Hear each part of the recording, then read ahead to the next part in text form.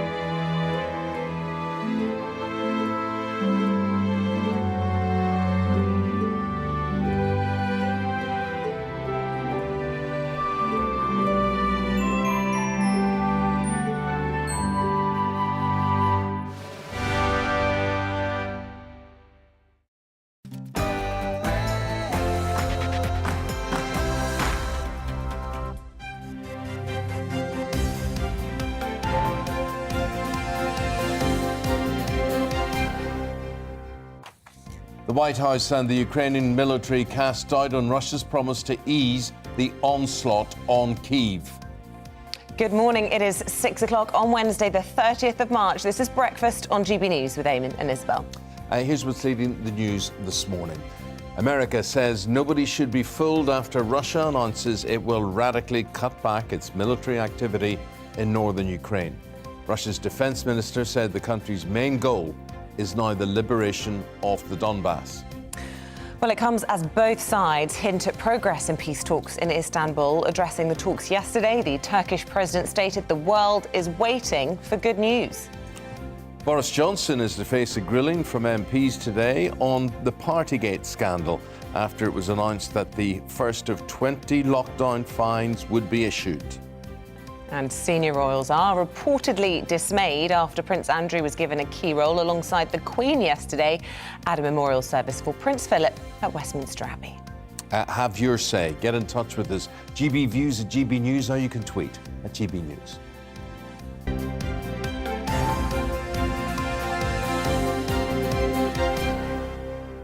Well, our top story today is doubt is being cast on Russia's claims that it will significantly cut back its activity in northern Ukraine. Yeah, the move comes off the back of peace talks taking place in Istanbul, in which both sides signalled progress.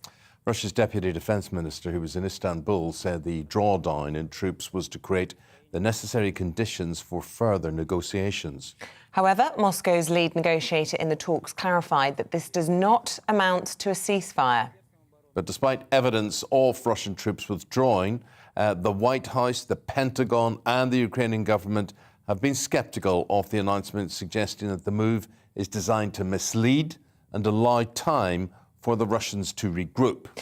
In his latest address, Ukrainian President Volodymyr Zelensky said Kyiv wouldn't be reducing its defensive efforts. All of this coming as the UN food chief warns that the ongoing war will have a global impact beyond anything we've seen since World War II. Well, on the other big story this morning, the Prime Minister is to face MPs in the liaison committee today, as well as Prime Minister's questions after that first batch of fines relating to breaches of COVID-19 rules were issued yesterday. It follows allegations of people attending parties in Downing Street and Whitehall during lockdown. But more could be handed out in the coming weeks as this investigation continues. Our reporter Amelia Harper has this for you. Firstly, I want to say sorry. And I'm sorry for the things we simply didn't get right, and also sorry for the way that this matter has been handled. Fresh pressure on the Prime Minister once again, with the Partygate scandal back in the spotlight. Alleged parties at Downing Street and Whitehall during the COVID-19 lockdown led to national outrage and a police investigation. 20 fines are set to be issued to people who breached COVID-19 rules at one or more of 12 alleged events under investigation. 6 are thought to have been attended by Boris Johnson. No names are being given for those facing the fixed penalty notices, but Downing Street says it will confirm if the Prime Minister is given one. It started on the 20th of May 2020 with a Bring Your Own Booze party. Next, on June 18th, the Cabinet Office leaving do at 70 Whitehall. The following day, Boris Johnson's 56th birthday, with a brief gathering organised by his now wife, Carrie. Months later, on November 13th, a Downing Street flat do. On that same day, a leaving party for Mr Johnson's departing Director of Communications. A few days later, a Cabinet Office Christmas party. Also, leaving drinks for the former head of the COVID task force. Then a leaving do for a departing Downing Street official. A day later, on the 18th, a Downing Street Christmas party where a cheese board was reportedly enjoyed. A month later, on January 14th, Downing Street leaving drinks. And on April 16th, 2 leaving do's on the eve of the Duke of Edinburgh's funeral. Downing Street then apologised to Buckingham Palace. We will not stand by while Putin vents his fury on Ukraine. Boris Johnson came under intense pressure to quit as a result of Partygate. But in recent weeks, the war in Ukraine has seen Tory MPs rally around him. But the 20 fines, which could increase as more evidence is gathered, could reignite debate about his leadership. In January, civil servant Sue Gray published a limited report into the allegations of parties. In it, it said there were failures of leadership and judgment by different parts of Number 10 and the Cabinet Office. A fuller report is expected once the police inquiry concludes. Amelia Harper, GB News. Well, look, as Boris Johnson faces Prime Minister's questions today, let's chat to political reporter Bill Boycott. He works for Reaction. Bill, we thought, maybe even Boris Johnson thought he was out of the woods on all of this. Is he?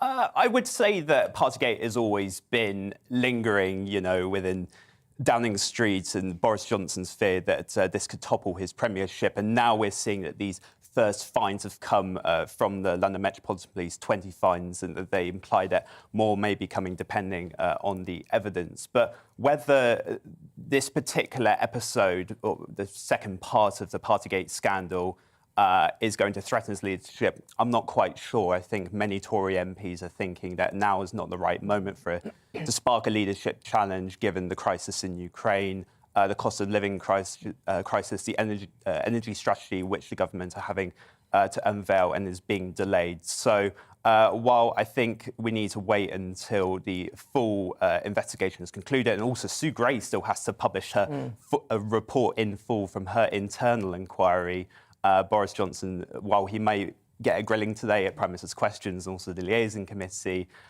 he's saved for another day, I think. Interesting seeing the headlines this morning. For example, just the eye in front of me here, PM in denial over Number 10 party fines. I mean, he's refusing to say that criminality happened, even though now the Met Police have issued these fines. What are the implications for a Prime Minister who has stood in the Commons and has openly said to everybody there, in front of the world's cameras, no rules were broken. The guidance was followed, and yet the police have found otherwise, and he still doesn't accept that. What are the implications? So, as parliamentary convention entails, if Boris Johnson did knowingly mislead the House of Commons by saying that the key claim on December the 9th, that all guidance was followed, and having misled the House, then that's a resignation matter. But he's got a saving grace that if he were to say that actually I said it unknowingly or I was misled by my officials, like Simon Case or Martin Reynolds, that there were parties, but I wasn't aware of them, that they were breaking lockdown rules, then he would have to correct the record in the House of Commons, which in itself is quite embarrassing. But if Boris Johnson, were to actually get a fine himself, that makes it all the more tricky for him, and that he would actually have to admit and actually apologise for the matter. Whether he would have to resign based on principle, I don't think he will. While the Tories, continue to linger behind Labour in the polls, and while there are suggestions that even with the crisis in Ukraine and the wartime boost that the Prime Minister has gained from this, they still believe him to be dishonest, untrustworthy, and that actually he's not the right man to lead this country at this moment in time. Do you think it's fair to say the mood's moved on, essentially, in Westminster? Whether or not with the public remains to be seen, but there were so many calls for him to go. Since the war's broken out, I've heard that letters have been withdrawn from the what's it called? The 1922 committee, yeah. Yes, one of the key advocates for Boris resigning was Douglas Ross, the Scottish Conservative leader, now retracting it, thinking that actually now is a time for unity. And actually, Sir Roger Gale as well, the backbench Tory MP, was one of the key advocates for Johnson to be voted out by the Tory MPs, now saying actually, if Boris Johnson were to be removed at this moment of time, and enough letters were to be sent to Sir Graham Brady, chair of the 1922 committee, that would, quote, play into Putin's hands because it would destabilise government. And like I've mentioned, there are, I think, more important issues, especially with the May elections coming, that what motivates it's actually going to be living standards and how it... Bill, all well and good, and I do think a lot of people will be watching you and saying, here, lad's absolutely right. Except yesterday I saw this march, which was to remember people who had died during the pandemic, and the most emotional interviews of people who had experienced loss. And then you suddenly come back and you say, if this had have happened to me and my family. There was a woman saying basically she wishes she had have broken down the door to go and see her husband before he had died in the hospital, but instead she followed guidelines which Boris Johnson had issued. That's the most damning thing about this entire scandal, is that Boris Johnson was the person that put forward these restrictions, and we had to make many sacrifices and the pain and suffering that COVID-19 and lockdown caused. And there doesn't seem to be kind of any remorse from Downing Street. Yes, maybe they're not commenting at this moment of time because there is still a criminal investigation ongoing and they don't want to impede that process. But I'm not seeing so much lack of empathy, and it'll be interesting to see maybe what the response from Boris Johnson is going to be today, and also from ministers and the line that they'll be taking. Well, it'll be a busy day. Bill, thanks for your take on things. Really appreciate that. Bill's a political reporter at Reaction, and we want your reaction, of course.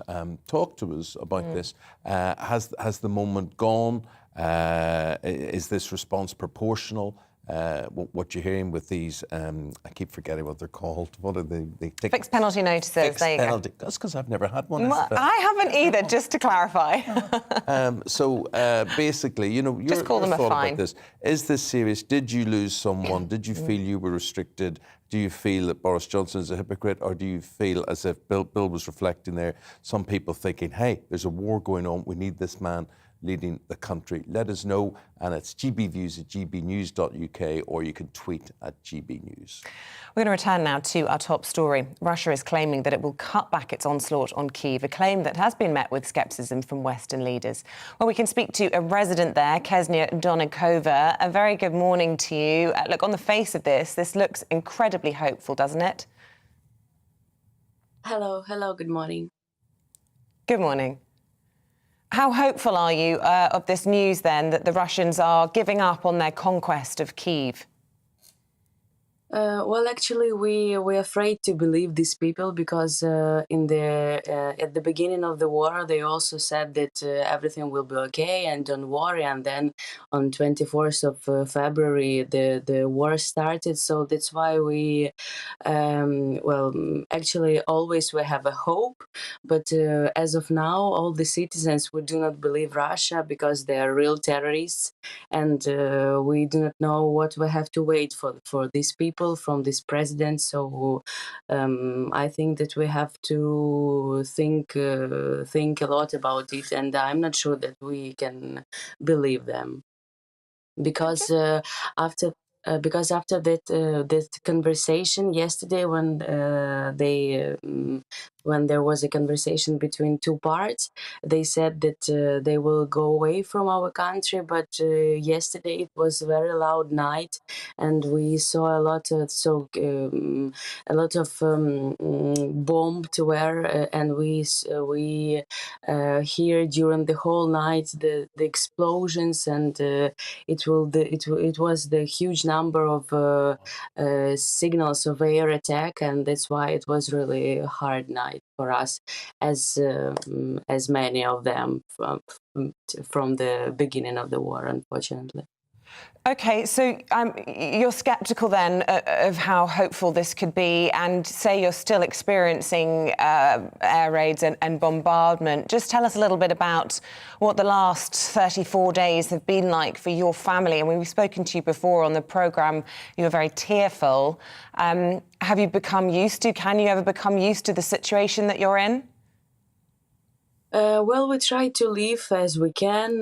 We're still in Kiev. We still believe that this whole nightmare will end. We still believe that Ukraine will win, and we believe in our army, in our country. But it's hard. It's hard because every night I'm saying to my husband that just good night, and only now I understand the power of this war,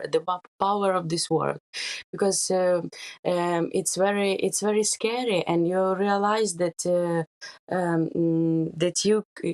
it can be a chance that you won't wake up in the morning. It's really scary because you've always afraid of something, of every sound, of every news, because you hope for the better, and you believe in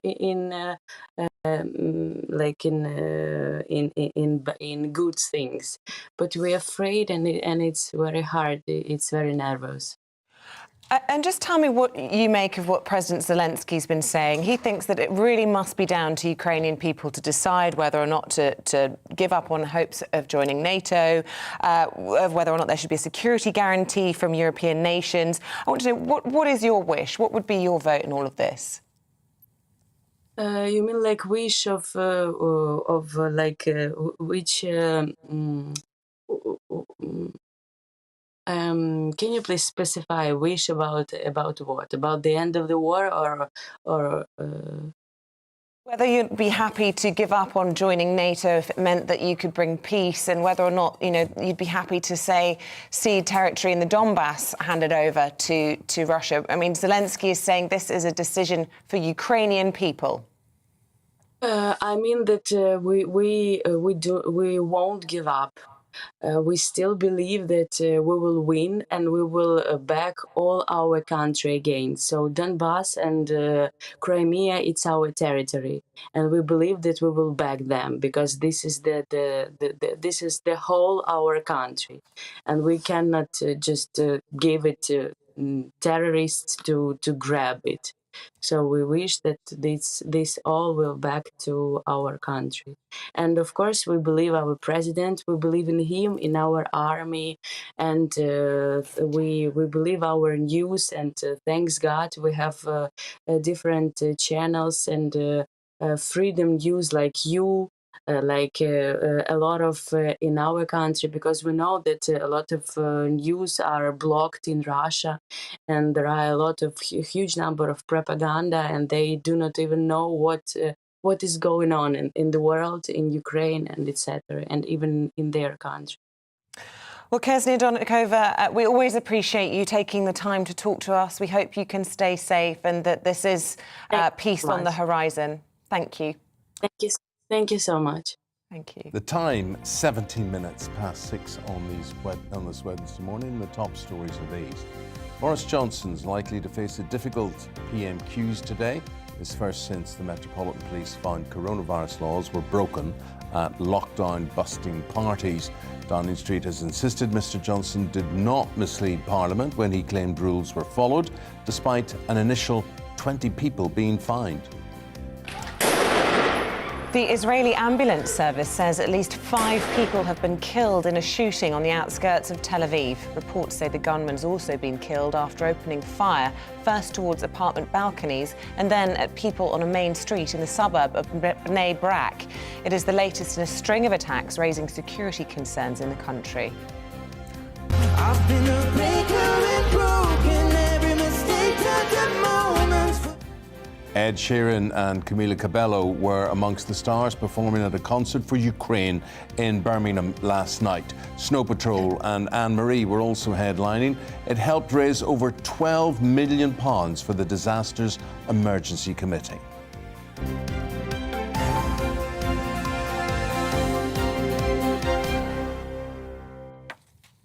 Well, when you go out to get the newspapers today, or maybe your newspapers come to you, and there's going to be lots of sad pictures of the Queen on the front pages, and it really was very powerful and very moving for the memorial of the Duke of Edinburgh. And the Queen of Broken Hearts is the headline in the Sun. Others not so kind. The Mirror reflecting same picture, different headline though. They're saying the pain and the stain referring to Prince Andrew.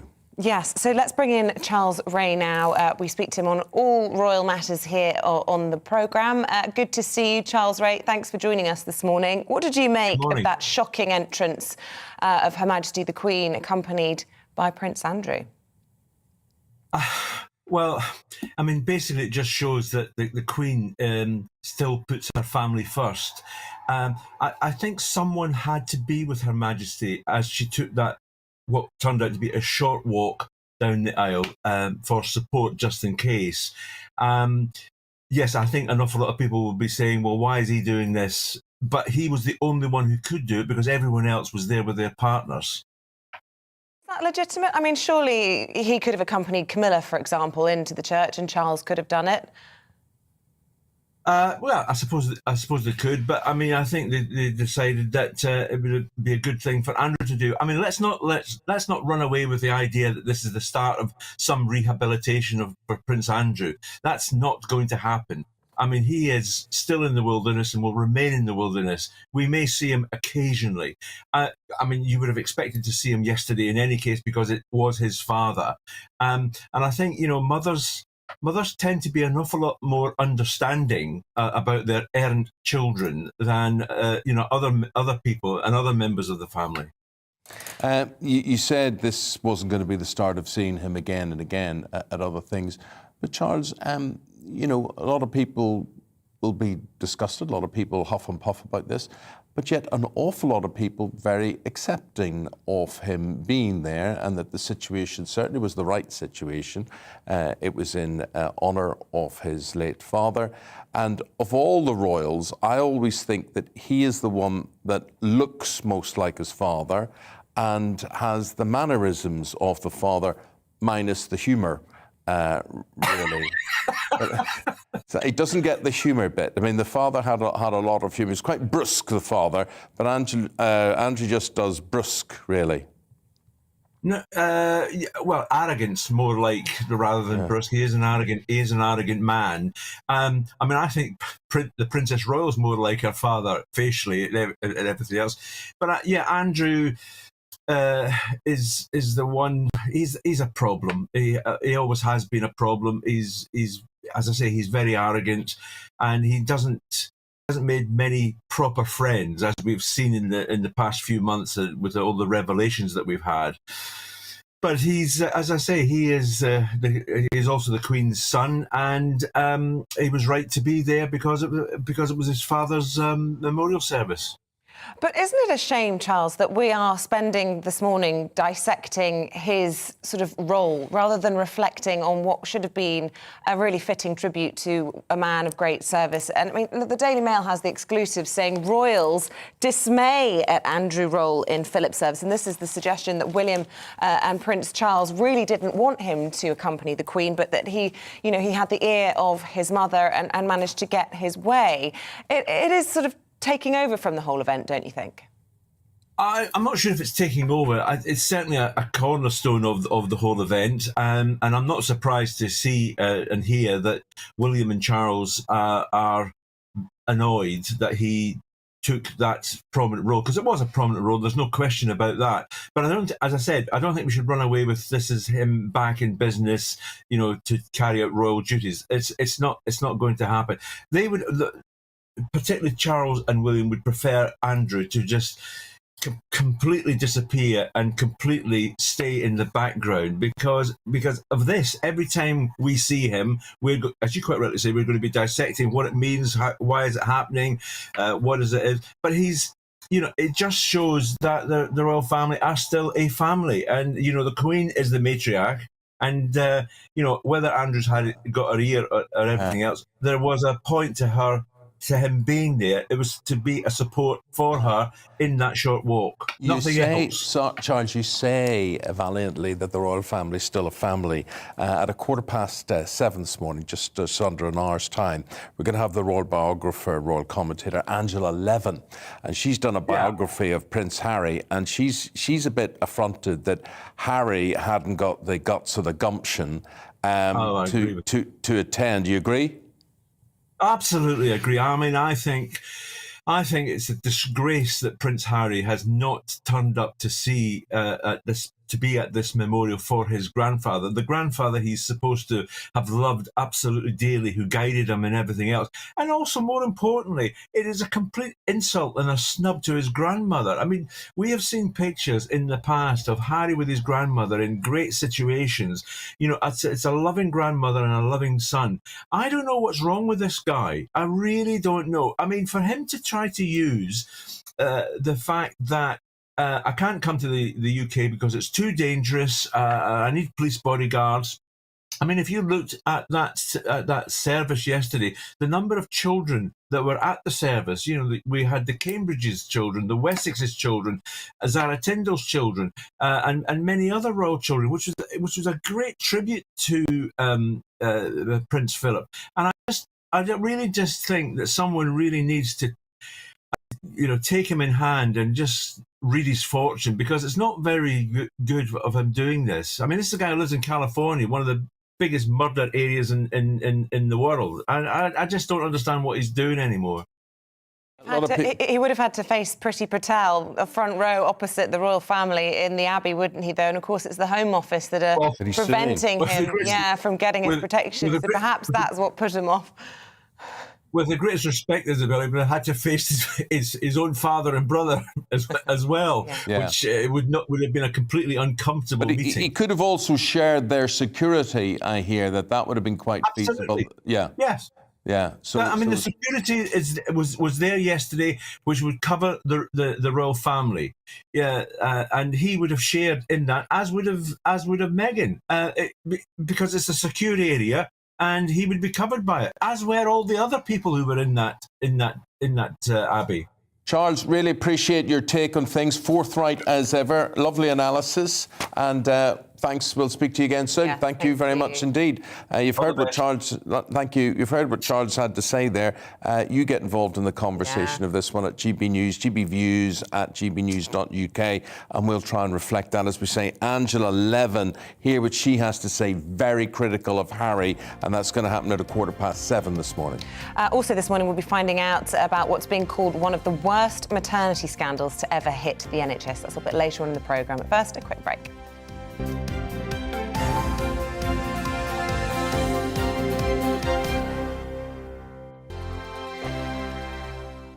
GB News is the UK's home of discussion and debate from all perspectives. To stay up to date on the latest stories, make sure that you subscribe to the GB News channel right here on YouTube. You can watch us live 24/7 across the whole world. You can also check out exclusive content and catch up on previous episodes of your favourite shows. Every day, we ask the questions that you'd ask, so why not add your voice to the conversation in the comments section? Don't forget to subscribe. We are GB News, Britain's news channel. Every night at 11 on GB News, we bring you the next day's stories the day before. It's basically like time travel. If it's a big story, we'll cover it, guaranteed. But we'll also have some fun along the way. Big opinions, big laughs. Sometimes big hair. This is Headliners, the paper review show that won't send you to sleep like the others will. 11 p.m, 7 nights a week. Join us.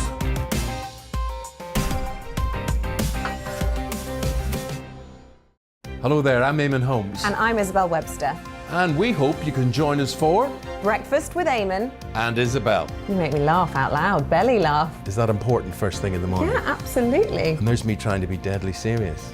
News is a serious business. Yeah, I have to rein you in sometimes. Well, it doesn't stop us laughing at it. It doesn't stop us having an opinion on what's going on. Yeah. And it certainly will not stop us reflecting what you think. Weekdays from 6 to 9:30 on GB News. I'm Dan Wootton. Join me Monday to Thursday from 9 to 11 for the feistiest and most fun news debate on TV, where free speech reigns. I'll bring you a sharp take on the day's biggest stories, bombshell newsmaker interviews, and A-list guests. And I guarantee you, no spin, no bias, no censorship, and no reason to go to bed. That's Dan Wootton tonight, Monday to Thursdays from 9 on GB News.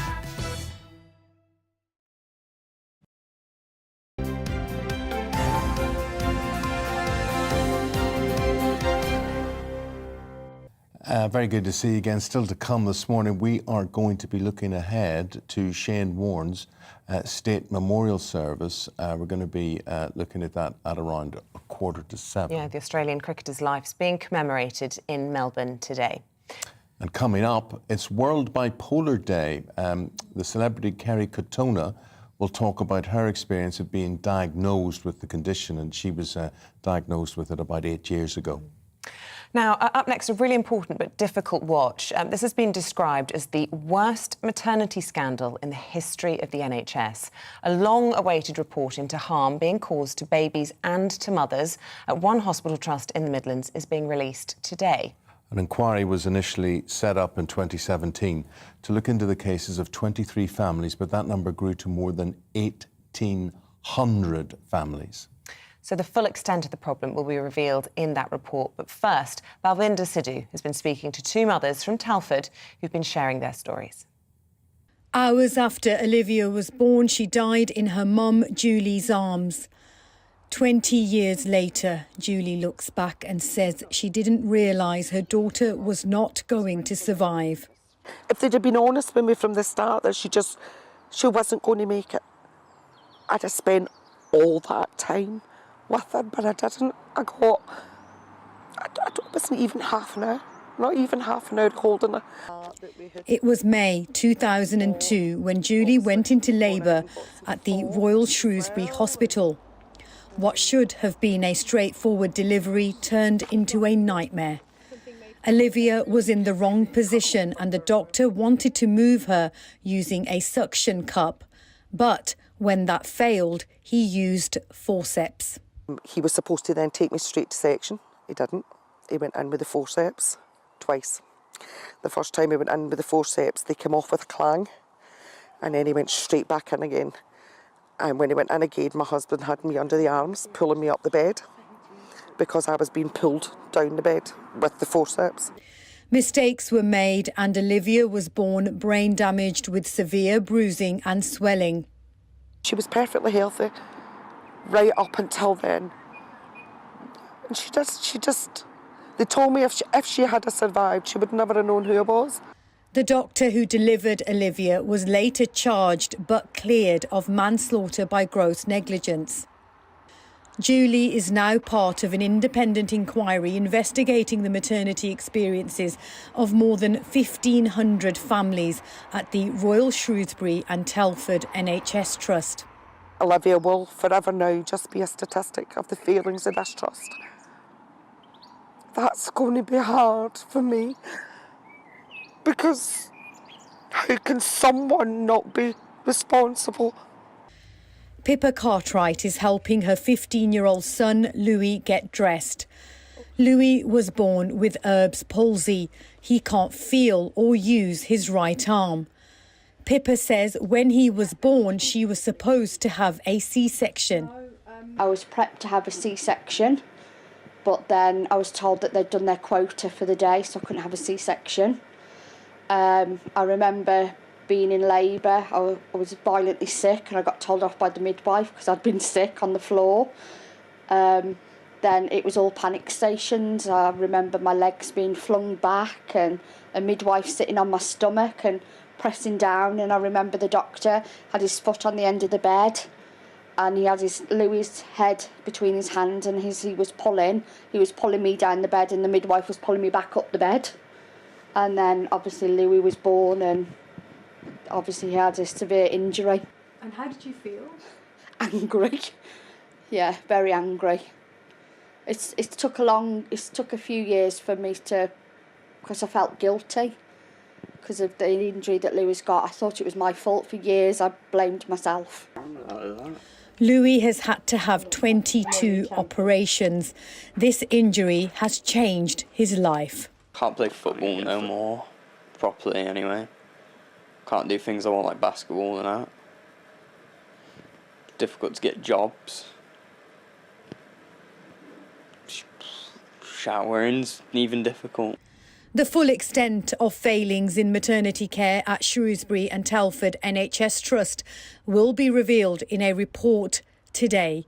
Balvinder Sidhu for GB News.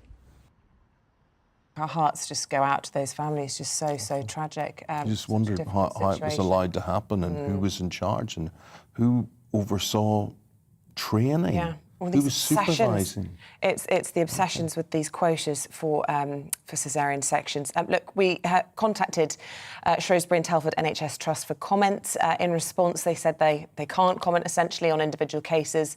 They said they will share a statement after the publication of the report a little bit later today, and we will bring you that here on GB News later on. Look, we're going to take a break. Hopefully you'll join us after that as we go through the newspapers in the company of David Miller and Claire Muldoon. Hopefully see you after this.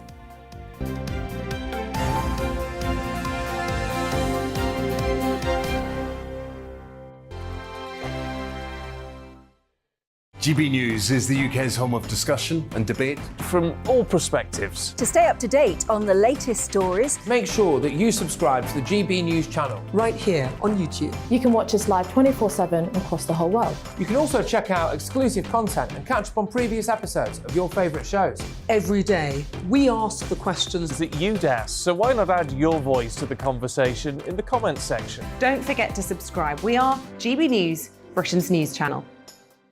Every night at 11 on GB News, we bring you the next day's stories the day before. Basically like time travel. If it's a big story, we'll cover it, guaranteed. But we'll also have some fun along the way. Big opinions, big laughs. Sometimes big hair.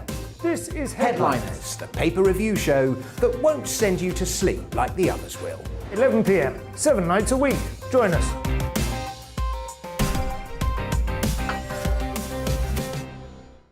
Hello there, I'm Eamonn Holmes. And I'm Isabel Webster.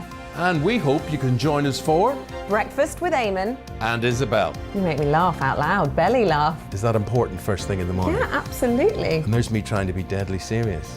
News is a serious business. Yeah, I have to rein you in sometimes. Well, it doesn't stop us laughing at it. It doesn't stop us having an opinion on what's going on. Yeah. And it certainly will not stop us reflecting what you think. Weekdays from 6 to 9:30 on GB News.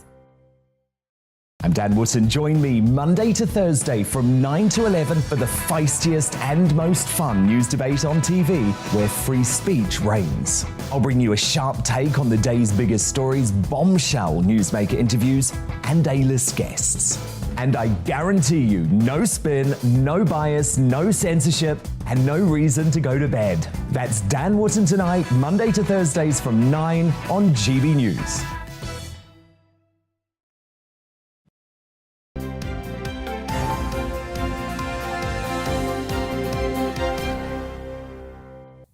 Coming up to 6:37, headlines are these, beginning with Boris Johnson's likely to face a difficult Prime Minister's questions today.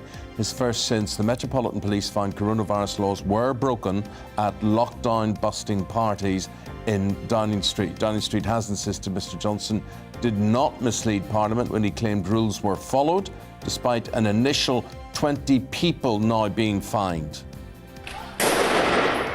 The Israeli ambulance service says at least 5 people have been killed in a shooting on the outskirts of Tel Aviv. Reports say the gunman has also been killed after opening fire first towards apartment balconies, then at people on a main street in the suburb of Bnei Brak. It is the latest in a string of attacks raising security concerns in Israel. I've been a breaker and broken, every mistake turned to moments. Ed Sheeran and Camila Cabello were amongst the stars performing at a concert for Ukraine in Birmingham last night. Snow Patrol and Anne-Marie were also headlining, and together they helped raise over £12 million for the Disasters Emergency Committee. The Justice Secretary is to unveil a crackdown on dangerous criminals in a root and branch review of the parole system. Dominic Raab, who'll be on this programme a little bit later this morning, is to announce a package of reforms in the Commons later today, and it will set out how certain criminals will face ministerial scrutiny. We'll be speaking to him later on. Yeah, just...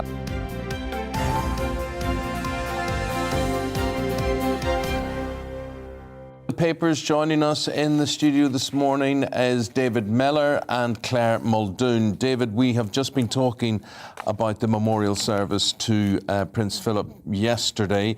You go to the Mail front page and they say dismay at Andrew's role in the Philip service. Yes, and I think that probably sums up what a lot of us think.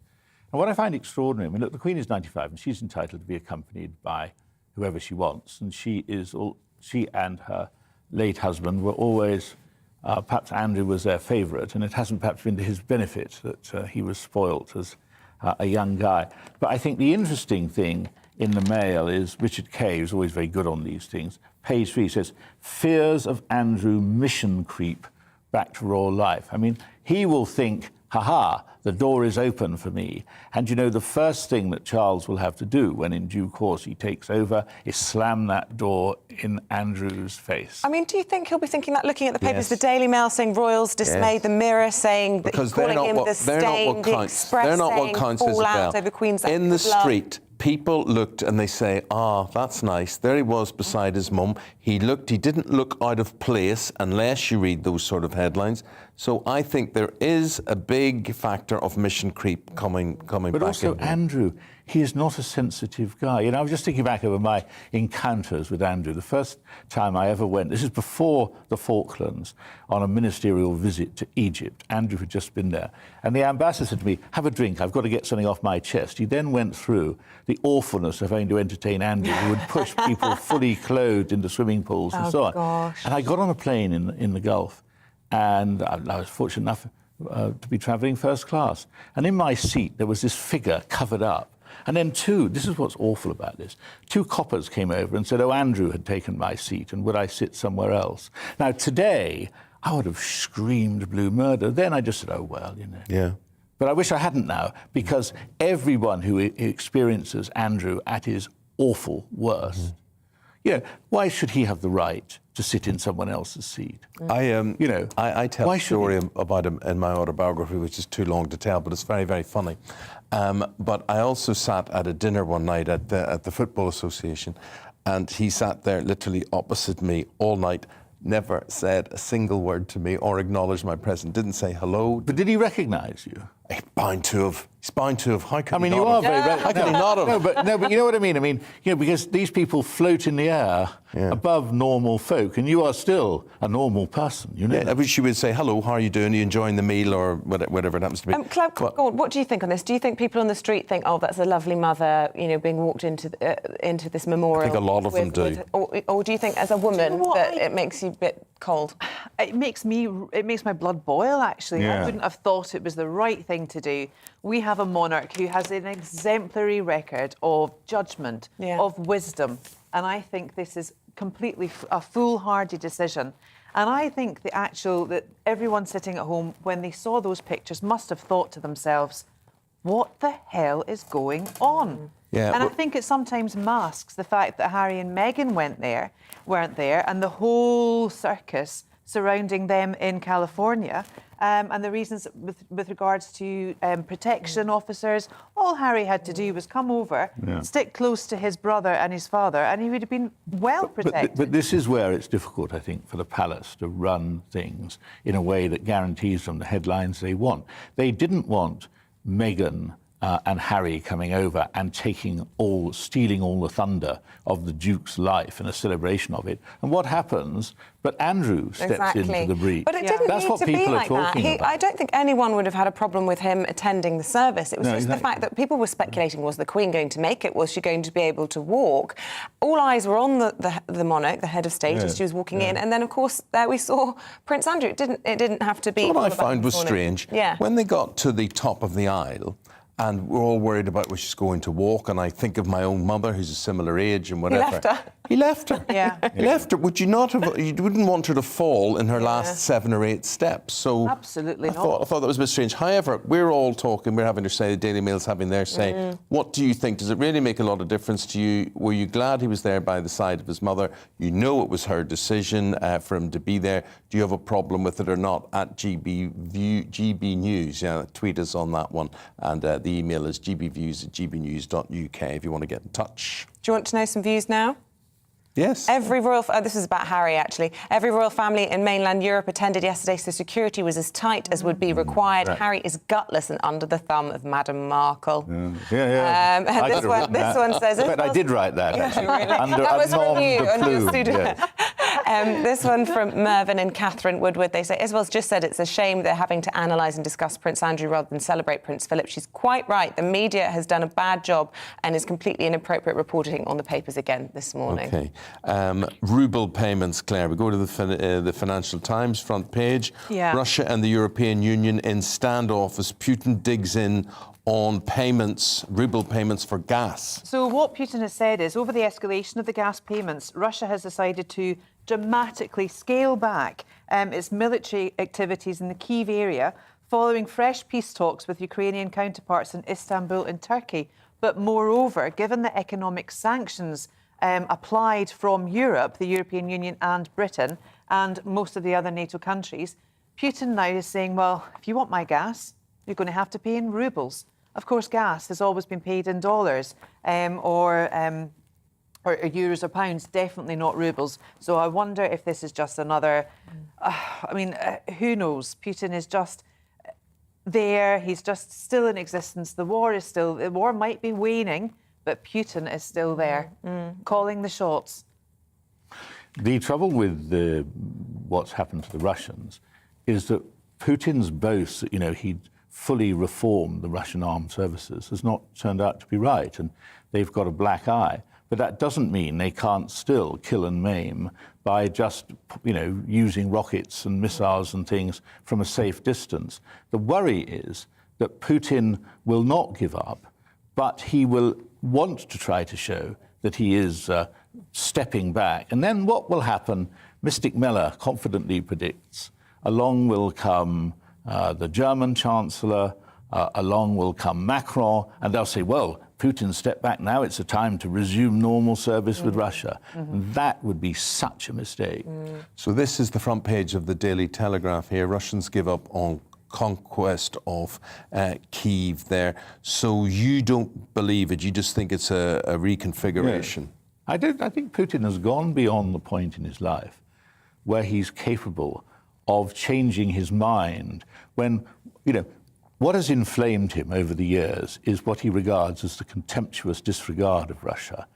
And what he wanted to prove was that Russia is still a force, and Russia could effectively recreate the old Soviet empire. That's what he was looking to do. And he's fallen at the first fence there. But that doesn't make him any more reliable. In fact, it makes him even less reliable. The issue for me is, at what point do the knives come out? One or two of his close associates should recall the murder of Julius Caesar and think, this is something worth rerunning.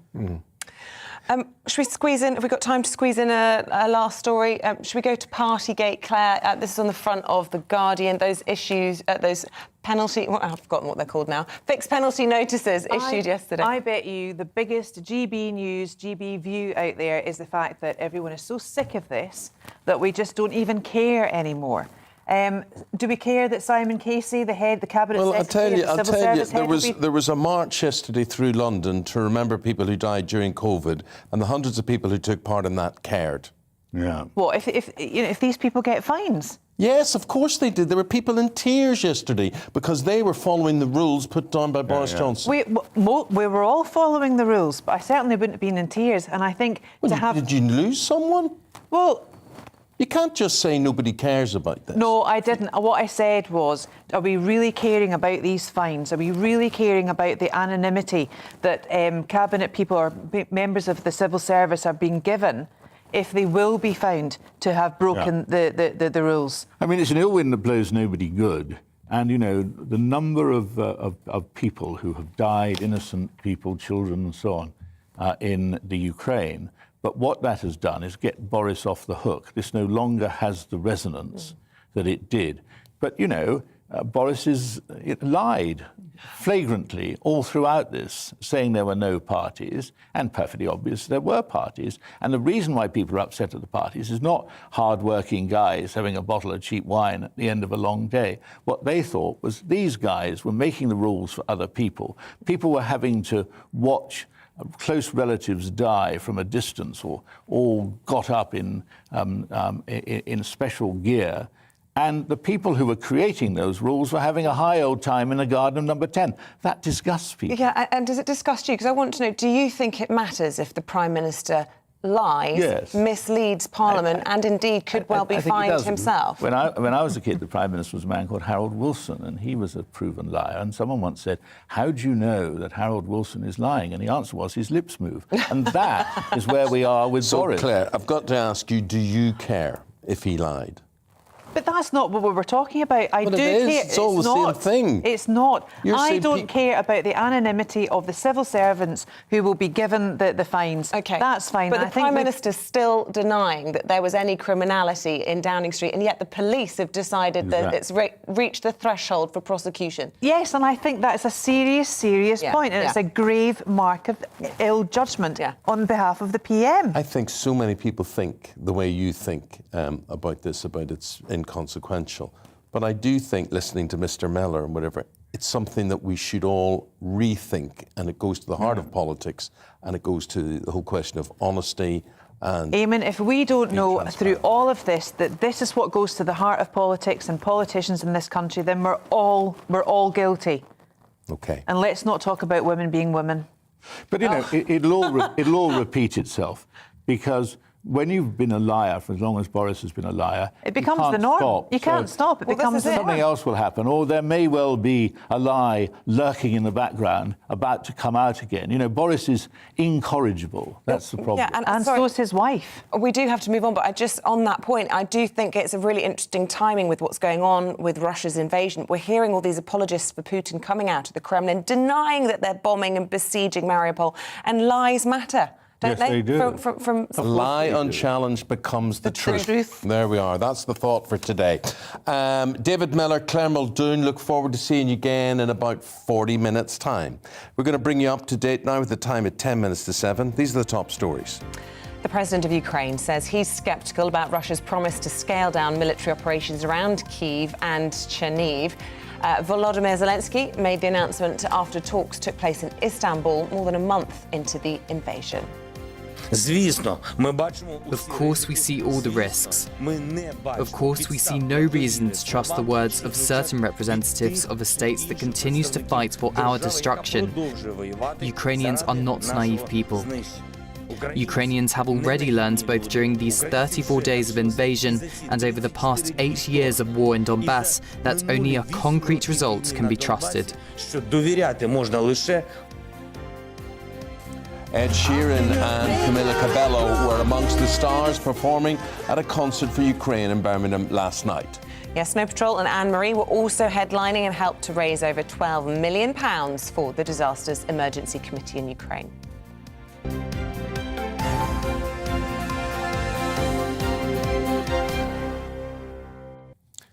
A state memorial service to honour the former Australian Test cricketer Shane Warne is going to be held today at Melbourne Cricket Ground. Yes, a man born for the big occasion. He defined a cricketing generation. Sports broadcaster Paul Coyte is here, and he's brought a very special guest, the former England cricketer Monty Panesar. Very good to see you, Monty. Good to see you, Monty. I've got to ask you firstly, as one of England's greatest spinners, how did you see Shane Warne firstly as a cricketer? Was he the greatest that we've ever seen?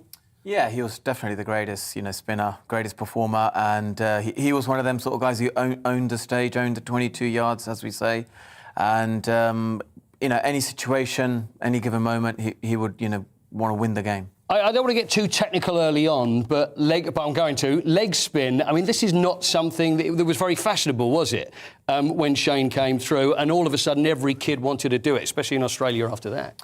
Yeah, absolutely. He made cricket cool again, made it much more, a thing that a lot of kids wanted to do. Growing up, a lot of young Australian children, wanted to bowl leg spin, have the famous earring, and he kind of, got cricket back onto front, sort of the front pages, really, and Sure. and that's how good he was. See, the thing is, guys, and I think you both know this, is that with cricketers, when you play for England, that you get the number on your hat to show, on your cap, to show which number you are in, right from number one being the first ever England cricketer going through. I know you've obviously got your number, Monty, but you also have a number, don't you, when it's compared to Shane Warne, because you've got number 699, because out of his 708 wickets or so, you were 699. Yeah. So do you have a hat with that on to show that you were bowled out by Shane Warne? No, I don't have anything as such. But OK, probably a good thing. Yeah, that was at Perth. I remember when he obviously got me out and I was trying to play a sweep shot and he bowled me. But Shane Warne was a great, great competitor. And I remember my good friends Greg Matthews, when I was at Sydney, played great cricket there. Another legend, yeah. Yes, he kind of... I wasn't like the best of mates with Shane Warne. I didn't really know him that well. But, spinners, they say they're all made from the same cloth, help each other. Sure. And he was a very generous guy. And Greg Matthews shared a poem with me. He said, the man in the mirror. And he talked about owning that man. When you get up in the morning, you look in the mirror, you own that man. And that's who Shane Warne was, the character. He owned, himself. He owned the people around him. And that's why the whole of the world, is going to miss him, because that's one of the reasons. And I learned a lot through Greg Matthews, who was a very close friend of Shane Warne. So I think, the cricketing world and everyone... Well, that's what I was going to say, the whole of the world, because he did transcend sport. He became a celebrity in his own right. He was rubbing shoulders with you name it. And, of course, his relationship with Liz Hurley. Do you think today is going to be a sad day, or do you think that this is going to be a celebration of a man who was larger than life? Well, it's going to be mixed reaction. People are going to remember the good times, that he brought to cricket. His hat-trick famous at the MCG, and also the 700th, Test wicket, which was Andrew Strauss. And then, we're going to remember some of the sad times as well. He was an intelligent cricket brain, and that's what we're going to miss about him. And, that's something that I think... Hopefully, generations to come, that we were able to see another leg spinner, come through the Australian ranks. But Monty, where he bedazzles and confuses all at the same time, he's an athlete, a top athlete, but you talk about his brain and his ability and whatever. You don't talk about his physique. Here's a man who went up and he went down. He was on a juice diet at the time, wasn't he? He's a man after my own heart, it has to be said. But as athletes, as fellow athletes, did you not look at him and think, how does he do it?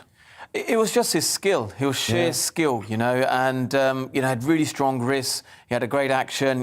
His mentor, Terry Jenner, was brilliant for him. But he was a very intelligent man in terms of getting batsmen out. It was all about, working out the angles and producing, tremendous spin. But he was very creative and imaginative how to get, wickets. It wasn't the traditional ways that sometimes, spinners do get wickets. And I think that's the sort of his persona, his personality, his aura, everything about it. I think people are going to miss that. But Monty, you were at the end of it, weren't you? I mean, we talk about his personality and what a great cricketer and what a great personality, but you got really the rough end of the stick, didn't you, for a little while? Well, that was a few years ago from Shane. Yeah, look, I remember him saying, you've played one Test match 33 times, which was probably right. Come on. There came a point where I probably wasn't imaginative or creative as Shane Warne to get wickets, and I would just bowl the same way, over again. But you got him out, though. The last time he was out in a Test was your wicket, wasn't it? Well, he was. I think he hit me for a few sixes and fours and got over 70 runs, I think it was, or 50 runs. We'll forget that in bit the last then. Test match. and he managed to get a stumping. And as a spinner, it's like getting a batsman out twice, once in the air and once off the pitch. Sure. Well, there we go. It's going to happen at 8 a.m. UK time, State Memorial Service for Shane at Melbourne Cricket Ground in Victoria, Australia.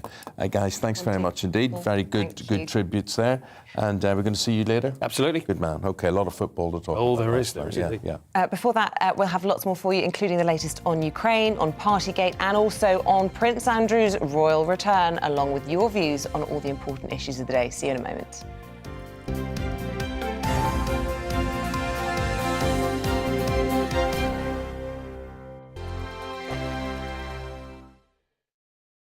GB News is the UK's home of discussion and debate. From all perspectives. To stay up to date on the latest stories, make sure that you subscribe to the GB News channel. Right here on YouTube. You can watch us live 24/7 across the whole world. You can also check out exclusive content and catch up on previous episodes of your favourite shows. Every day, we ask the questions that you'd ask, so why not add your voice to the conversation in the comments section? Don't forget to subscribe. We are GB News, Britain's news channel. Every night at 11 on GB News, we bring you the next day's stories the day before. It's basically like time travel. If it's a big story, we'll cover it, guaranteed. But we'll also have some fun along the way. Big opinions, big laughs. Sometimes big hair. This is Headliners, the paper review show that won't send you to sleep like the others will. 11 p.m, 7 nights a week. Join us.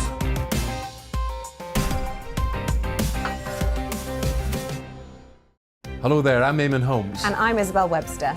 And we hope you can join us for Breakfast with Eamonn and Isabel. You make me laugh out loud, belly laugh. Is that important first thing in the morning? Yeah, absolutely. And there's me trying to be deadly serious. News is a serious business. Yeah, I have to rein you in sometimes. Well, it doesn't stop us laughing at it. It doesn't stop us having an opinion on what's going on. Yeah. And it certainly will not stop us reflecting what you think. Weekdays from 6 to 9:30 on GB News. I'm Dan Wootton. Join me Monday to Thursday from 9 to 11 for the feistiest and most fun news debate on TV, where free speech reigns. I'll bring you a sharp take on the day's biggest stories, bombshell newsmaker interviews, and A-list guests. And I guarantee you, no spin, no bias, no censorship, and no reason to go to bed. That's Dan Wootton tonight, Monday to Thursdays from 9 on GB News.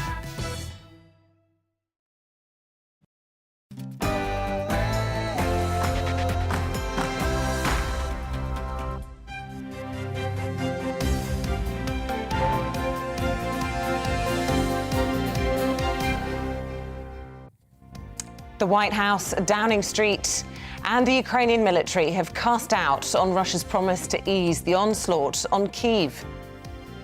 A very good morning to you. It's exactly 7 o'clock. It's Wednesday, the 30th of March. You're watching Breakfast on GB News with Eamonn Holmes and Isabel Webster. Here's what's leading the news this morning. The US says nobody should be fooled after Russia announces it will radically cut back its military activity in northern Ukraine. Russia's defense minister said the country's main goal is now the liberation of the Donbass. It comes as both sides hinted progress in peace talks in Istanbul. Addressing the talks yesterday, the Turkish president said the world is waiting for good news. Boris Johnson is to face a grilling from MPs today on the so-called Partygate scandal after it was announced that the first of 20 lockdown fines have been issued. And senior royals are reportedly dismayed after Prince Andrew was given a key role alongside the Queen yesterday at a memorial service for Prince Philip. And as always, you can get in touch on email and on Twitter. Let us know your views, gbviews@gbnews.uk, or tweet us at GBNews. Which is what you have been doing this morning. First of all, Stephen, we'll just give you a reflection on Partygate. It's clear Boris and his team strictly follows an old maxim: rules are for the guidance of the wise and obedience of the rest. Wouldn't it be good if our parliamentary politicians really were wise, says Stephen. Richard on the royal family says Andrew should have faced prosecution, never mind buying off the girl. This is one law for the powerful, one law for the peasants. Time now to pay for the Queen and make the rest work. As regards Partygate, Robert summing up here, I no longer care about Partygate. There are far more important things happening in the world today. Besides, who else is there to run the country? Labour doesn't even know what a woman is, so they have no chance of being able to lead. Carl says Partygate has gone on for months. How many times are we going to talk about this? The only ones interested are the media and the opposition. John says, I'm not interested in spending millions for something that ends with a 200 quid fine. Anybody that's lost family will be destroyed by this stupidity, and perhaps people will think about not voting for a particular party after this. 2 minutes past the hour.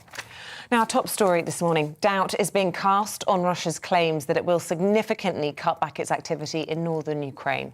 The move comes off the back of peace talks yesterday. They continue in Istanbul today, in which both sides said there was progress. Russia's Deputy Defence Minister, who was in Istanbul, said that the drawdown of troops was to create the necessary conditions for further negotiations. However, Moscow's lead negotiator clarified that this does not amount to a ceasefire, but despite evidence of Russian troops withdrawing, Defence Secretary Ben Wallace slapped down claims, saying Putin must think we were born yesterday. The White House, the Pentagon and the Ukrainian government were also sceptical of the announcement, suggesting that the move is designed to mislead and allow time for Russia to regroup. OK, let's now talk to Defence Editor Robert Fox from the Evening Standard on all of this. What do you think, Robert? Is this a ploy? Are they stalling to regroup, or do we take this seriously? Well, I'll answer your question with a question. Who do they think they're fooling? Who was this remark aimed at? Because it certainly hasn't deceived the Ukrainians. It is quite clear they need a pause because both sides are pretty exhausted. And the Russians, if I can put it like that, with very bad equipment failures, problems with morale, they seem more exhausted than the other side. They haven't made the progress that they declared they would. Part of the announcement, of course, is that phase one of the special operation is over. It can't be true that they're still keeping forces around Kiev. And, of course, for Putin to succeed in pushing out the Zelensky regime, which is what he wants, and to write down Ukraine as an independent country, he has to get to Kiev. So wait for that. But I think they've got real technical problems, which we could possibly go into a bit. OK, so just give us a summary, if you will, of what happened in Turkey yesterday. I mean, we heard President Erdogan saying the world is waiting to hear news of peace. But it looks as though we're a long way still from that. I mean, what are the Russians saying? They're saying they're focusing now on the liberation of the Donbass. Well, they've got to say something, haven't they? Because they've not liberated much. They are semi-occupying, they're causing an awful lot of damage, particularly to human flesh. They're killing a lot of people, and a lot, as we know, of those are civilians. But we see those marks on the maps. We've all seen the maps, and the red marks haven't been moving that much for the past 3 weeks. But President Erdogan, like him or loathe his style, he's a very, very important figure in this. Why? Because he is saying to the Russians, I'm your neighbour, I'm on your doorstep, and privately, I don't like at all what you're doing, like turning the Black Sea into a Russian lake. And he's been involved. He's been very close to the Russians. They bought Russian defence equipment. But it was Turkish equipment that did so well in Azerbaijan against the Armenians, which was a shock to the Russians. And it's the Turkish drones, not very expensive, very effective, that are causing an awful lot of damage for the Ukrainians against Russian tanks. You say there's not much advance in the red areas on the map, but then that probably means it's becoming more clear as to what way this is all going to finish with annexations in the east, is it not?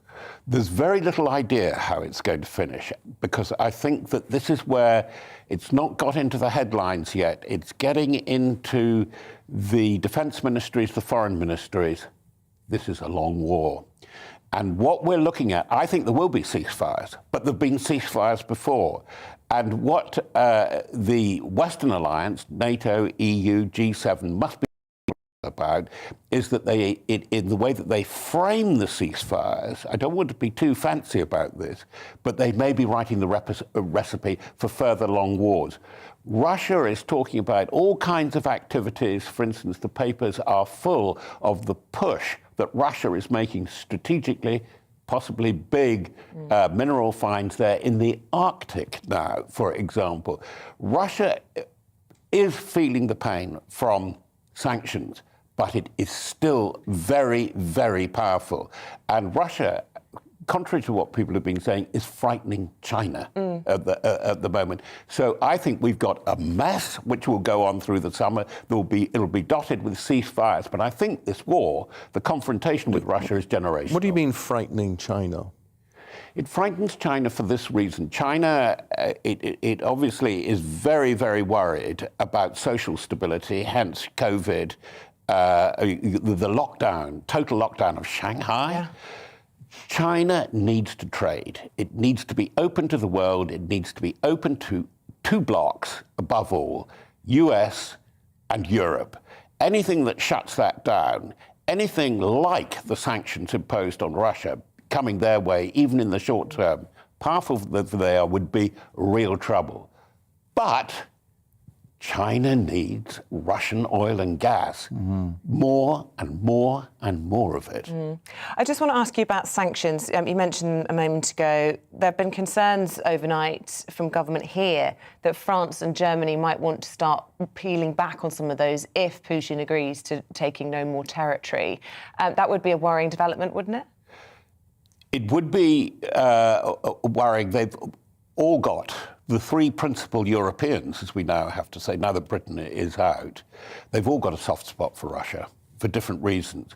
Germany, we got much too close because of energy requirements. Macron, to make France and Europe different from America, was always close. And Italy, most of all, is dependent on Russia. I think that they will push very hard on this. But funny enough, the little guys are no longer the little guys in Europe. It's very interesting. We are fascinated by what they're saying and doing about Russia. Poland, Finland, the Nordic countries, and even Bulgaria and Romania. And actually, if they press too hard on going the soft pedal, Paris, Rome, and Berlin, the other guys are saying, well, what is EU solidarity about? Because they'll be hard over about this, because they, more than the big guys, seem to realise that this is a long war. Robert, fascinating listening to you. Robert Fox is the defence editor for the Evening Standard. Thank you very much indeed, my friend. Thank you.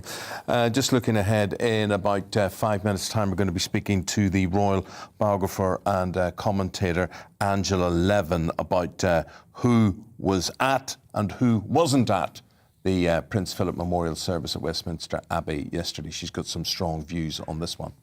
Now, the Prime Minister will face MPs today at Prime Minister's Questions after the first batch of fines relating to breaches of COVID-19 laws were issued yesterday. But that won't be the end of it. More could be handed out in the next few weeks as the investigation into the parties held at Downing Street continues. Our reporter Amelia Harper has this. Firstly, I want to say sorry. And I'm sorry for the things we simply didn't get right, and also sorry for the way that this matter has been handled. Fresh pressure on the Prime Minister once again, with the Partygate scandal back in the spotlight.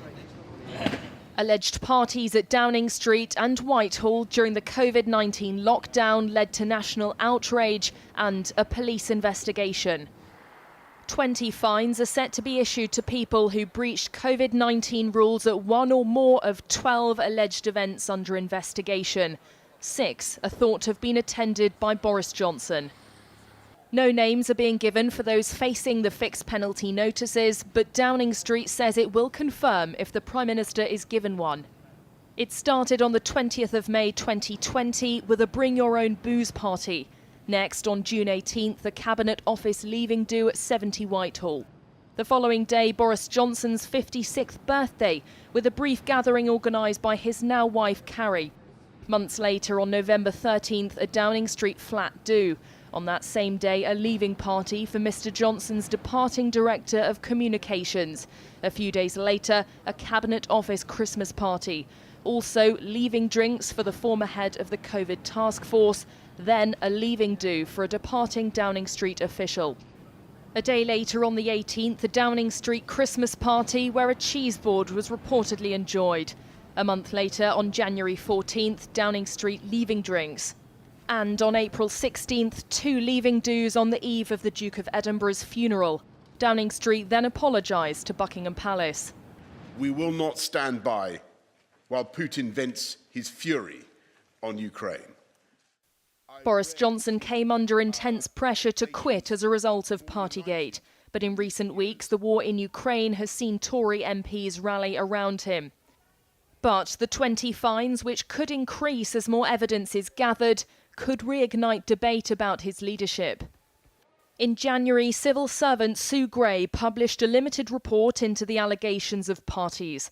In it, it said there were failures of leadership and judgment by different parts of Number 10 and the Cabinet Office. A fuller report is expected once the police inquiry concludes. Amelia Harper, GB News. Before you all start shouting and screaming at your televisions, we only report the news. You know, we don't make it up, although some of you would like us to make it up. But we're now going to go to the head of political polling at Opinium Research, and that is Chris Curtis. And Chris, what I'm getting to is it's very hard for us to read how people are thinking on this. We will either get people saying, who cares, we've all moved on, now's not the time, or you'll get people really hurt and concerned by this, and people who worry about the moral leadership of the country. So basically, we're approaching this from a non-scientific point of view. You're in the scientific field for it. What is research at Opinium saying? Well, people certainly care less than they would have done a month ago. Back then, it was dominating the headlines and dominating the movements in the opinion polls as well. So people are a lot less concerned about it than they were then. But I still think that they care. We have noticed that Boris Johnson's approval ratings have dipped. Significantly dipped, yeah. They've crept back up a little bit, but they're a lot lower than they were this time last year, say. A lot more people say they disapprove of the job that he's doing than approve. And also, the Conservatives have been consistently behind the Labour Party in the polls now for the last couple of months. And most of that seems to be off the back of this Partygate scandal. Just before the Partygate scandal broke, though, it has to be said, he was riding pretty high in the polls, wasn't he, Boris Johnson, because he'd been seen to get us out of lockdowns and kept, held his nerve just before Christmas with preventing us from being closed down for another Christmas, effectively. So he was falling from a high spot. It's interesting you're saying from a year ago as well that he's also in a worse spot. Do you think that the war in Ukraine could save him? It's certainly meant. I think lots of people who were saying Partygate is going to be the end of Boris Johnson are certainly questioning that now, because Ukraine has shown to a lot of people that there are a lot of other important issues that matter. Is this now the correct time to change leader, given that there's this massive international crisis that's happening? But ultimately, I think actually the question that we're going to be asking in a year's time is not necessarily to do with Partygate. It's not even necessarily to do with Ukraine, but it's thinking about how the Conservatives will end up responding to the cost of living crisis, right? Because, actually Partygate, Ukraine, they don't actually have a significant impact on the day-to-day lives of most people in this country. The cost of living crisis, energy prices going up, the price that people pay at the tank, actually, that's going to have a real impact on people's lives. Have you dabbled in any research on Rishi Sunak? Well, yes, our most recent poll, for the first time, this time last year I'd have come on your show, I'd have said Rishi Sunak's the most popular politician in the country. It's not true anymore. Our most recent poll, for the first time, shows that more people disapprove of the job that Rishi Sunak's doing as Chancellor of the Exchequer than approve. So his approval ratings are going downwards as the Conservatives, in the minds of most voters, aren't doing enough. But if you then, I can understand that, they don't like what he's doing as Chancellor. If you then did a poll which says, who would you like to see as the next leader of the Conservative Party, would he still be down or would he creep through on that one? It's tricky to say. And also it probably comes down to who you ask, because, of course, it's not voters, it's not even Conservative voters who are going to be deciding the next leader of the Conservative Party. It's going to be those members of the Conservative Party, those 150,000 or so members of the Conservative Party across the country. Our most recent polling, which again was quite some time ago, showed that Rishi Sunak was miles ahead of his nearest rival Liz Truss when we were asking who the members wanted to be the next Conservative leader. I would imagine that gap has started to close down. Okay. Interesting. All right. Chris Curtis, Head of Political Polling at Opinium Research. Thanks for coming in this morning. Thank you.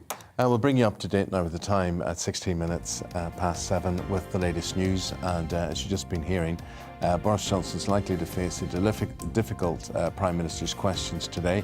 This is first since the Metropolitan Police found coronavirus laws were broken at lockdown-busting parties. Downing Street has insisted Mr Johnson did not mislead Parliament when he claimed rules were followed.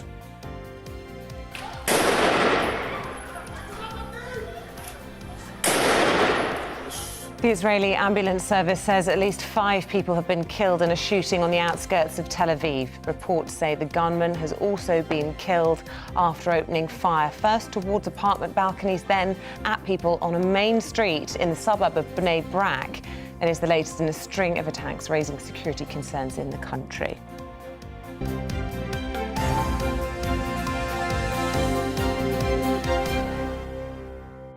So we're just looking at the front pages here, and this one jumps out in the Daily Mail today, and it says, Royals dismay at Andrew role in Philip's service, the memorial service yesterday at Westminster Abbey.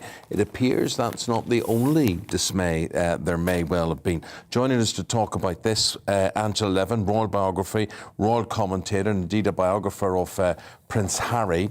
In all of this. So the headlines are grabbing Andrew, but there are also questions, where was Harry?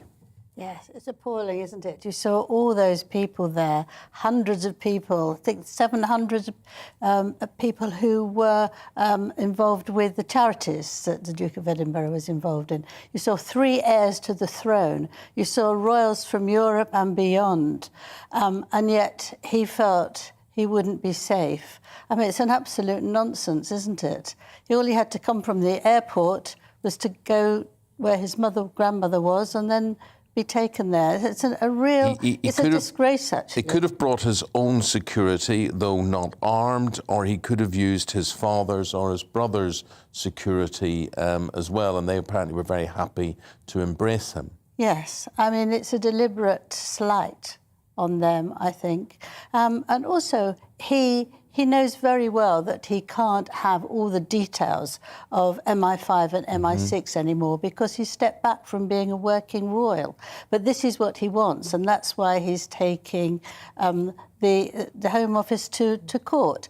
I think that there's another reason why, and that is he doesn't want to come here without a Netflix gang of photographers and people there, because he needs to make another documentary because they've got lots of money and they haven't really done anything. Meghan's doing something in the summer, but he's got to, and I think that that's what it is. He wants to have that as an excuse. He can go round everywhere and do all these things. But, you know, you can't have your royal cake and eat it, I'm afraid. And I mean, Angela Levin, you know, perhaps some of the royals may have been relieved that he wasn't there yesterday. What do you make of the Mail's take in particular, that there was reportedly dismay between those 2 heirs, Prince Charles and Prince William, about Prince Andrew's key role in the memorial yesterday? Well, they would have known in advance, of course, and they were the people who absolutely discussed it in detail with the Queen, that he had to step back, that he couldn't be involved in royal duties, and he couldn't be seen because he would tarnish the whole monarchy, not just her, not just them, but the whole lot. And she gave in to that reluctantly because she's always adored him. He has some way of making her give him what he wants. It's been since he was a child. But this time, I think the Queen's usual practice is to think very carefully about something. She doesn't respond immediately. She then makes a decision of what she's going to do, and she says it very cryptically, 1 sentence, 2 sentences, that's it. And this is what she's done. She thought, I understand what they want, but this time I'm not going to listen. I am the Queen. He was my husband, and I want Andrew with me. Right, OK, I get that, whether it's a right or wrong decision. But could this lead to further Andrew creep, as it were? Could he be more prominent? Well, he wants to come back, absolutely. He wants to do the engagement. And I hear that every now and then he suggests something that he can do. Absolutely not. It's just not on, is it? He wasn't accused of anything, but he hasn't got a very good reputation. In fact, he's got a very bad reputation. But he would have been seen yesterday. A lot of people would be accepting of it, and you know, the more they see him, the more accepting they will be of him being in public life, perhaps. Well, perhaps not. I mean, I think that actually when the Jubilee comes, Prince Charles and Prince William are going to be very, very strong in saying he's not there. I think this Thanksgiving ceremony is full of emotion and full of sadness, and marvel at what an amazing man the Duke was. But the Jubilee is just let's have fun and let's celebrate. And I think you can then really put your foot down and say, you know, mum, grandmum, this is just not on. And Angela, just before we let you go, because we are almost out of time, just a word on Her Majesty herself. Looking frail, looking emotional at times, perhaps, you know, a little bit tired around the eyes, dare I say.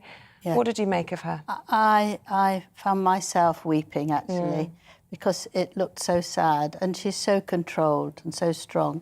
And yet the tears came into our eyes. And at one point she closed her eyes. And you think, you know, it is such a huge loss for her, combined with not feeling well a lot of the time. It is very, very sad.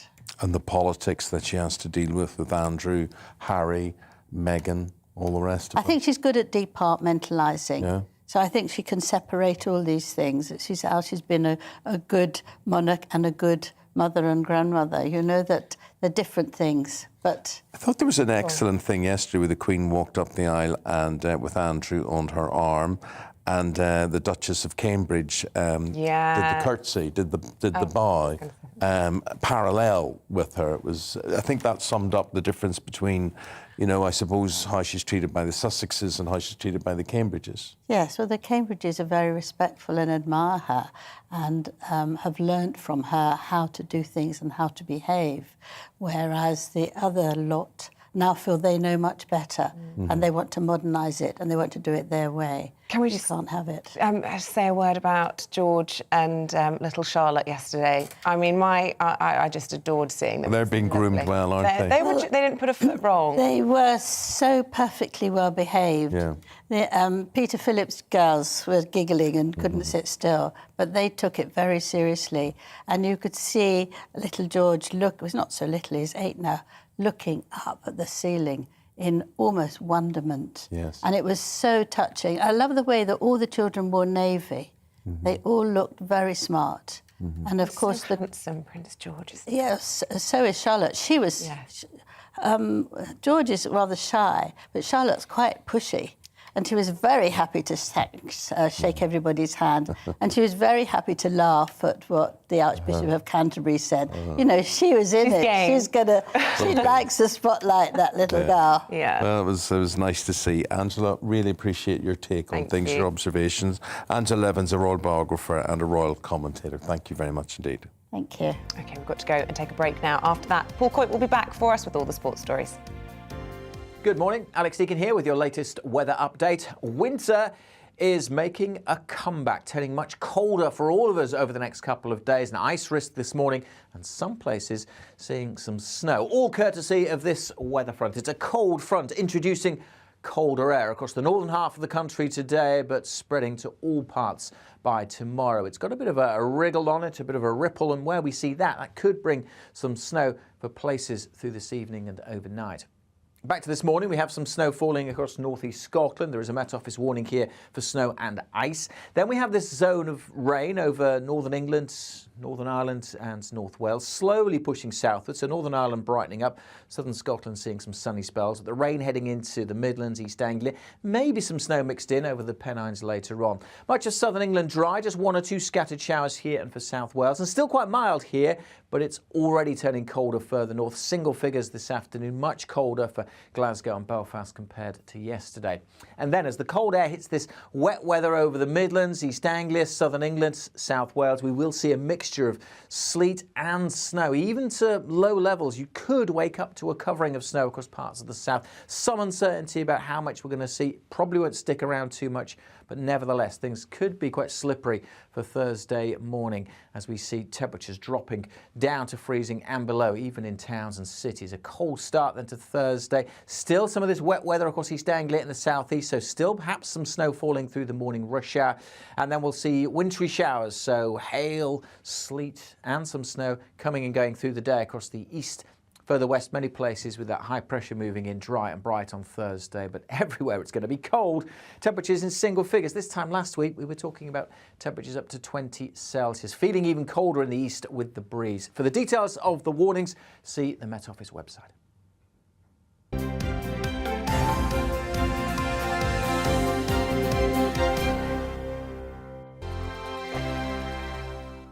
GB News is the UK's home of discussion and debate from all perspectives. To stay up to date on the latest stories, make sure that you subscribe to the GB News channel right here on YouTube. You can watch us live 24/7 across the whole world. You can also check out exclusive content and catch up on previous episodes of your favourite shows. Every day, we ask the questions that you'd ask, so why not add your voice to the conversation in the comments section? Don't forget to subscribe. We are GB News, Britain's news channel. Every night at 11 on GB News, we bring you the next day's stories the day before. It's basically like time travel. If it's a big story, we'll cover it, guaranteed. But we'll also have some fun along the way. Big opinions, big laughs. Sometimes big hair. This is Headliners, the paper review show that won't send you to sleep like the others will. 11 p.m, 7 nights a week. Join us.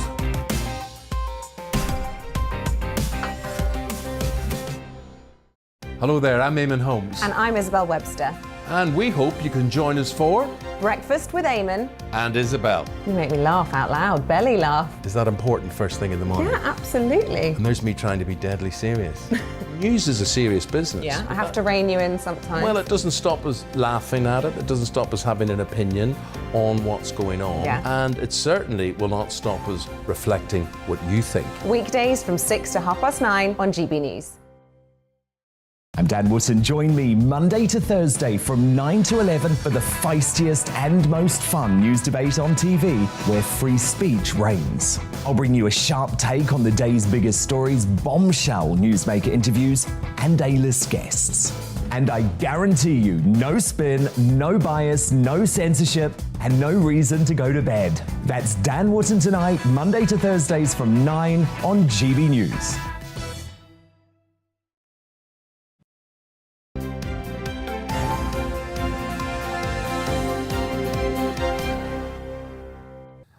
Nice to see you again with the time approaching 7:30. It is World Bipolar Day.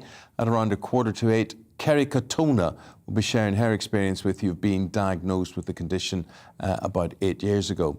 And in the next 10 minutes, the Shadow Health Secretary, Wes Streeting, will tell you what he makes of the shocking maternity scandal in Shropshire. And we'll ask him why the public have lost faith in the NHS. This is a new survey revealing the lowest satisfaction rate in a quarter of a century.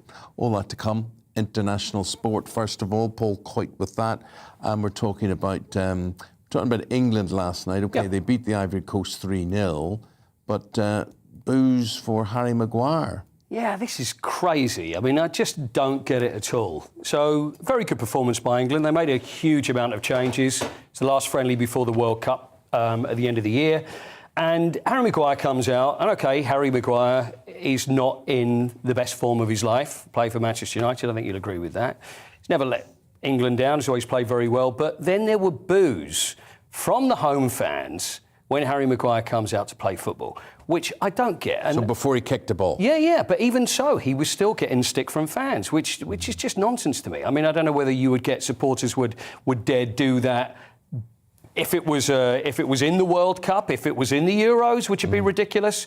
And I just don't understand it. I'm all for, I mean, when you get people say it's a disgrace that football supporters boo, everybody has every right to be able to do whatever they want within reason. If you're not happy with the football you're seeing, if your team's doing bad, why not? Because you pay money and it's an entertainment. But to boo a player before he even kicks off, it's just nonsense and ridiculous. On a more positive note, a good outing for Raheem Sterling as captain. Yeah, Raheem Sterling was terrific. Ollie Watkins was good as well, and he covered for Harry Kane, so he scored a goal. Tyrone Mings scored a goal as well. So it looked very good. Jude Bellingham, as you know, 19 years old, plays for Borussia Dortmund, and he was fantastic again. And people are saying, what a great prospect for the future, but he's great enough as it is. So he'll be off to the World Cup without a doubt. Okay, so we're going to talk about some of the qualifiers here. Yes. Portugal are in the Qatar World Cup finals thanks to Bruno Fernandes. Yes, and another friend of yours as well, Cristiano Ronaldo. They look very good. North Macedonia, who beat Italy, knocked Italy out, and so many people outside of Portugal are hoping that North Macedonia would do the job. But no, Portugal did very well, played very well, so they beat North Macedonia yesterday, no problem there.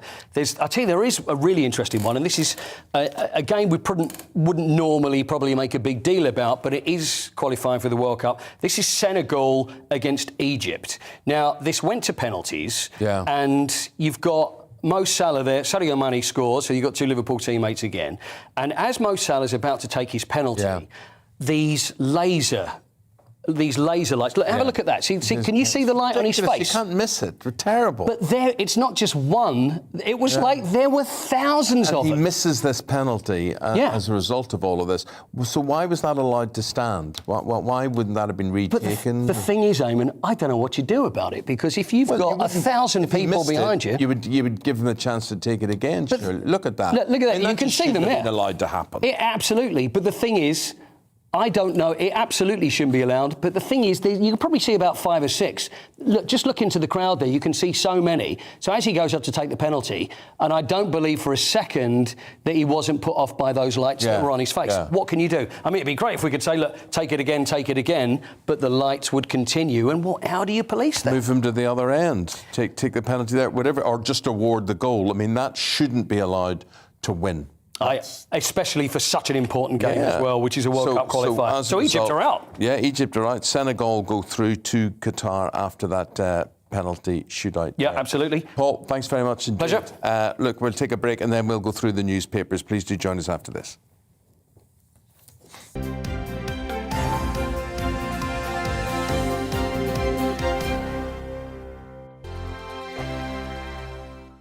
GB News is the UK's home of discussion and debate from all perspectives. To stay up to date on the latest stories, make sure that you subscribe to the GB News channel right here on YouTube. You can watch us live 24/7 across the whole world. You can also check out exclusive content and catch up on previous episodes of your favourite shows. Every day, we ask the questions that you'd ask, so why not add your voice to the conversation in the comments section? Don't forget to subscribe. We are GB News, Britain's news channel.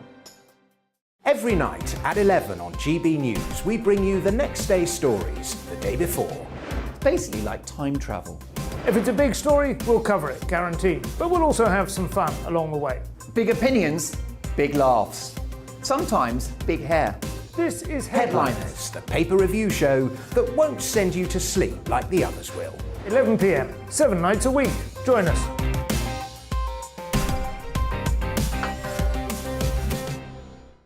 Hello there, I'm Eamonn Holmes. And I'm Isabel Webster. And we hope you can join us for Breakfast with Eamonn and Isabel. You make me laugh out loud, belly laugh. Is that important first thing in the morning? Yeah, absolutely. And there's me trying to be deadly serious. News is a serious business. Yeah, I have to rein you in sometimes. Well, it doesn't stop us laughing at it. It doesn't stop us having an opinion on what's going on. Yeah. And it certainly will not stop us reflecting what you think. Weekdays from 6 to 9:30 on GB News. I'm Dan Wootton. Join me Monday to Thursday from 9 to 11 for the feistiest and most fun news debate on TV, where free speech reigns. I'll bring you a sharp take on the day's biggest stories, bombshell newsmaker interviews, and A-list guests. And I guarantee you, no spin, no bias, no censorship, and no reason to go to bed. That's Dan Wootton tonight, Monday to Thursdays from 9 on GB News.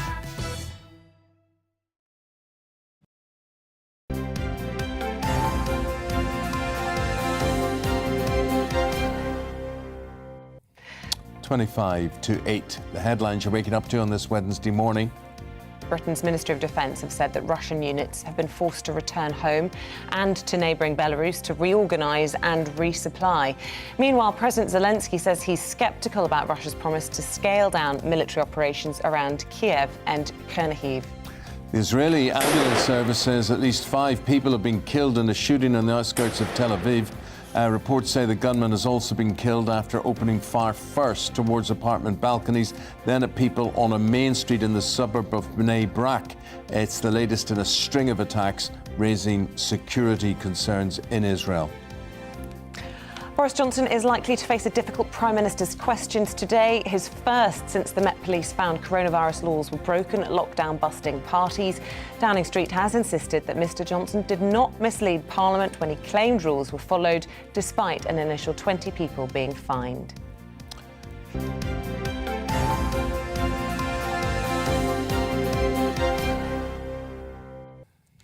No, it's not that long ago since many of us were on our doorsteps clapping and rattling pots and pans in support of the NHS during the pandemic. Fast forward to 2022, and surprisingly, according to a new poll, public satisfaction in the NHS has dropped to its lowest level in 25 years. Joining us now is MP Wes Streeting. He's the Shadow Secretary for Health and Social Care. Mr. Streeting, good morning to you. Look, we've got so much to talk about, but it would be remiss of us. We were due this report on the Shrewsbury and Telford NHS Trust today, and I know you, like all of us who hear about it, are emotionally moved about all of this. But what, Mr. Streeting, can we do to make sure this never happens again? I mean, the stories we're hearing beggars belief that it was allowed to happen. The lack of supervision, the lack of training, it's incredible. It really is, and I can't imagine what these families have been through, particularly the women who've lost their children during childbirth. And I also can't believe that it took the stubborn determination of some of those women to campaign relentlessly and tirelessly to get this review in the first place. We've been speaking to Donna Ockenden and her team. I haven't seen the report or her recommendations, which she will be setting out as must-dos, but I do know she's not going to pull her punches. I think that the families that have been campaigning for truth and justice, I hope, will feel vindicated today. The important thing is what we do next. I mean, it's my expectation that the government will implement the recommendations in full. That would be my expectations about what a Labour government would do too. But we have to acknowledge the scale of the failure and also be honest about the serious challenges facing maternity services today, because right across the NHS we know there's a shortage of staff. It's particularly acute in maternity services. In fact, we've got midwives leaving the NHS faster than we can recruit them. And in terms of safe maternity services, but also just generally accessible maternity services, making sure these units are staffed is crucial. We are seeing too many women being turned away from maternity units because the staff aren't there, including a very good friend of mine who was told that she couldn't come in for her birth because there were no staff available to see to her. She was told to call an ambulance. The paramedic arrived minutes before she gave birth at home in an unplanned and I suspect very scary way. So there's a lot that needs to change, and I hope that today genuinely marks a turning point, because that's what these women have campaigned for, and I think that's all they can hope for now is the hope that no other mother has to go through what these women have been through. Yeah, and I'm sure it's very hard for anybody really to disagree with that, Wes Streeting. I want to move on to Partygate this morning. We have to talk about it. The Met Police yesterday saying they were going to issue these first 20 fixed penalty notices. But the message we're getting loud and clear is that, yes, this has happened. Yes, it's a shame, but it's time to move on. The mood has changed. There's more important things to deal with, not least the tragedy unfolding in Ukraine. And I've got some sympathy for the argument that says there's lots of other important things going on. Of course, that's true. But I don't think we should be casual or dismissive about the fact that the Prime Minister lied regularly and repeatedly to Parliament, to the country, to the Queen. I don't think that that's something we should dismiss lightly. The fact is that there was law breaking in Number 10 during the pandemic, and to add insult to injury, the Prime Minister lied about it, and that is a basic sacking offence under the ministerial code that Boris Johnson puts his name on. I don't think Conservative MPs are going to remove Boris Johnson. I think they are basically standing up for him and standing with him, and I think they should be judged alongside him, bluntly. And all I would say to your viewers, as voters actually, is, are you really happy with the idea that Prime Ministers can just brazenly lie to you and get away with it? Because I think this is a fundamental in democracy. I'm sure you can recount times as journalists, and your viewers will recount times as viewers where politicians have sometimes bent the truth, stretched the truth, sometimes trying to answer a different question, the one that's posed, because the truth can sometimes be inconvenient. But I can't think of a time where a Prime Minister has knowingly and brazenly lied to the country in the way that Boris Johnson has, Labour or Conservative. And I think this is a basic standard in public life we have to uphold. And that is an interesting point. And, it may well be that is what the electorate decide to do. But whether or not now would be the right time, as you say, when the situation in Ukraine is so grave, for there to be a leadership contest and all of that introspection. I mean, Anthony emailed in, one of our viewers this morning, saying this Partygate fiasco is exactly why the media allowed Putin to creep up behind us over the last 15 years. We concern ourselves with nonsense. If the electorate are unhappy, they'll vote him out at the next election, even the local elections in May. He's got a point. Voters have got that opportunity in May to give the Prime Minister a good kicking, and he deserves it. I just say, though, in terms of the course of the war, there is absolute unanimity across the party political divide. We're agreed on support for Ukraine, we're agreed on the need for tough sanctions, we're agreed on the need to arm our Ukrainian friends so that they can fight off the Russian invasion. So the policy wouldn't change with a change of Prime Minister. We just get someone better. And let's not forget, during the Second World War, when this country faced an existential crisis, Neville Chamberlain was dispatched, and arguably that had a positive impact on the course of the war, changed the course of the war for the better and for Britain. So don't tell me that Boris Johnson is uniquely special or capable of leading our country through this crisis. In fact, I would say that Boris Johnson's conduct makes him uniquely unqualified for the highest political office in the land. And there are plenty of Conservative MPs who could do the job better. Just briefly, if you could, that's people judging Boris Johnson. How would you judge this drop in satisfaction, 25% down in the NHS? And we've got a former health minister here in the studio in the form of David Miller, who will come to after I hear your answer. What would you put this down to, Wes? I think more than a decade of underinvestment in the NHS going into the pandemic, the fact we've got record high NHS waiting lists. And look, the government wants to say this is COVID. Haven't you noticed there's a pandemic on? Well, it's not just a COVID backlog, it's a Conservative backlog. We went into the pandemic with NHS waiting lists already at a record 4.5 million. So no wonder people are unhappy. And I can tell you the staff are equally unhappy. They know the NHS isn't providing the service that people deserve and expect. And they hope the cavalry's coming. They want more staff in the NHS. They want the resources, the equipment, the technology they need to provide patients with the care that they deserve. But I fear the only way we're going to get an NHS fit for the future is with a change in government. The last Labour government delivered the highest patient satisfaction in the NHS's history, and that's what I hope the next Labour government will do too. You're not going to get that with an increase in the national insurance rate. Well, do you know, the tragedy is, Eamonn, that the taxes are going up and so are the waiting lists, and the government are lowering basic standards, whether it's ambulance waiting times, A&E waiting times. They are lowering the standards because they can't meet what I would consider to be basic performance standards in the NHS. And the lesson from the last Labour government is that investment and reform is the thing that delivers results.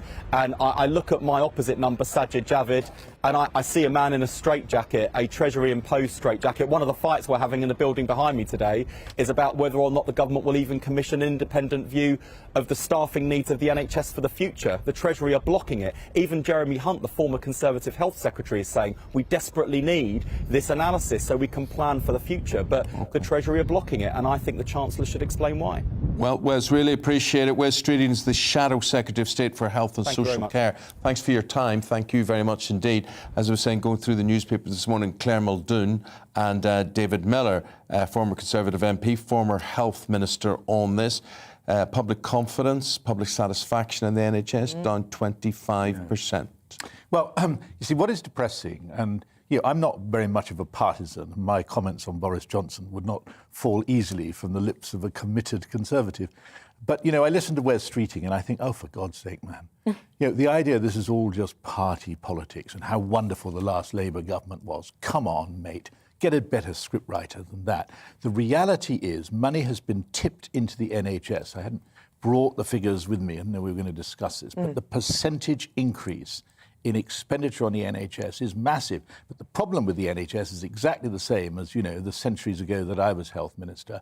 The fact is that the NHS does not have any level of performance that is consistent across the whole system. And in some places, things run well. In other places, they don't. And it comes down to management. Management is the key issue here. And when management goes wrong, as we've just seen with this terrible case today, you realise that no amount of money can compensate for the service being properly run. And the reality is the service is not properly run. Well, you're actually going to say, Claire, and we look at the Telegraph, page 23 there, you controversially, or they controversially say the maternity report into Shrewsbury and Telford proves that the NHS is not a national treasure, it's a national disgrace. Yeah, strong words by Alison Pearson in her op-ed. And I am a massive champion of the NHS. I think it's a tremendous thing. But the grim reality is, as David said, it's not down to funding, it's down to management. But here we have, over a 9-year period in Shrewsbury and Telford Trust, up to 300 deaths, I think it was, of children, and some maternal deaths as well. I have 4 children. I was lucky enough to have 2 in the old Queen Charlotte's in Hammersmith and 2 in Chelsea, Westminster. And I have got nothing but praise for the care that I had within the NHS maternity service. However, rise in maternal deaths and neonatal deaths in this trust is a shocking, and it is a national disgrace. Wes Streeting there said that midwives and obs and gynae consultants were leaving the NHS. Where are they going? Women are still having children, and we still need to be taken care of. Where are they going? Is it the private sector? Well, I don't know if you've watched Adam Kay's tremendous This Is Going to Hurt, where he actually directly recommends a friend of his good friend's wife, saying to her, never, ever, ever have a child in the private sector, because they do not have the neonatal care, the emergency care available to take care of that dear life. But that is so right, because my 2 sons were born in the old Queen Mary's Hospital in my constituency. I inquired about what the private, there was a private hospital, and I said, what happens if there's an emergency? We send them over to Queen Mary's. Exactly. I said, well, I think we better start there. Yeah, that's a good idea. And also on that as well, a lot of the private care, like the botched jobs and all the cosmetic surgery that perhaps happens overseas, all of that is picked up at the NHS when it goes wrong. Yeah. The NHS is there, it does a massive big sweep up of everything that goes wrong, and yet here we have reports of itself being mismanaged and not doing well itself. And it fundamentally goes back to, and I understand why the Trust went to do this in the first place, because what it wanted to do was actually manage labours. And when you manage something, then you can take care of it. You know your numbers coming in, you know your numbers going out. Everybody knows in 9 months' time a woman will have a baby if she's pregnant, hopefully if the baby goes to term, and everything else is fine. So this trust started out trying to work something and have a workability around it. And it worked, but it didn't, and then it went terribly wrong. I think there's a case of corporate manslaughter here for the Trust. I hope that the whistleblower is admonished, and I hope the poor parents that have gone through this and the families, that this has wrecked some of their families, can get some consolation at the end of the day. Yeah, and I suppose it will be broadened out as well. There'll be a real look at whether or not these quotas for caesarean sections are really necessary. Yes. It's certainly something I experienced huge amount of pressure not to have a caesarean section, although my son was very big. Yeah. And it was a very risky birth in the end, and so many women I know having similar experiences. Look, we are almost out of time because we've got a guest we want to speak to in a moment. But David, before we move on, I just want your thoughts on Will Smith. He's featured inside the Mirror this morning. Of course, we've been talking about it lots on this programme. Do you think he should lose his Oscar over this? No. I mean, Harvey Weinstein didn't lose his Oscar. But I think the interesting thing is, look, there's no excuse to get up and smack the face of the presenter. But, I do have to say, there's history between him and Chris Rock. And, for Rock to make an awful joke about Will Smith's wife, who suffers from alopecia. So the reason that she has a shaven head is not auditioning for the part in some new movie, it's because she has alopecia. I can't imagine anything more awful than being in your shower, tugging at your hair, and a whole lot comes away in your hands. It was he should not have done it. And for Will Smith, OK, he chose the wrong way to express his anger, but I'd have been ashamed of him if he hadn't shown his anger, to be honest. Well, I think the Oscars should be stripped for another reason. The film was rubbish. It wasn't. I thought it was well, great. That's the more substantial. Oh, well, that's another. Yeah. That. Oh, I thought it was fabulous. Anyway, there we go. Guys, thank you very much Yeah, indeed. thank you, David Mellett, Claire Muldoon. See you again shortly. We'll see you again at around 8:30. Bipolar disorder is a mental health condition which affects 1.3 million people in Britain. One person who's publicly spoken out about her diagnosis is the celebrity Kerry Katona, who joins us now today on this World Polar Day. Kerry, thank you for doing so. Thanks for having me. How are you two today? We're looking good. handsome All the as better ever, for seeing you. I suppose we're thankful we don't have a bipolar condition. How were you diagnosed, Kerry? How did somebody realise that what you were experiencing was this actual condition? Tell us about that. Well, from the age of 17, I was put on many antidepressants, especially from the time of joining Atomic Kitten. And I was doing drugs, as everybody knows. And I went into the Priory, and my doctor, my psychiatrist, diagnosed me with bipolar. And it turned out to be quite a common thing with a lot of people, mental health people who turn to drugs. And when I got the diagnosis in 2005, I mean, I cried. I didn't know what bipolar was. I thought it was some kind of sport. I honestly did not have a clue what bipolar was. But I was so grateful that there was a word for it, excuse me, because I thought I was going mad. You know, I wasn't able to sleep. Even now, my sleep pattern, I'm very hyper. I get very manic. I have really manic episodes, and these can last for weeks, and then I come crashing down, and that is almost like being on a drug itself. They're the traits of being on some kind of drug anyway. But when I got the diagnosis, I was relieved, even though I didn't know what bipolar was. But my mum was diagnosed with manic depressive, which was the same thing, but it's now called bipolar.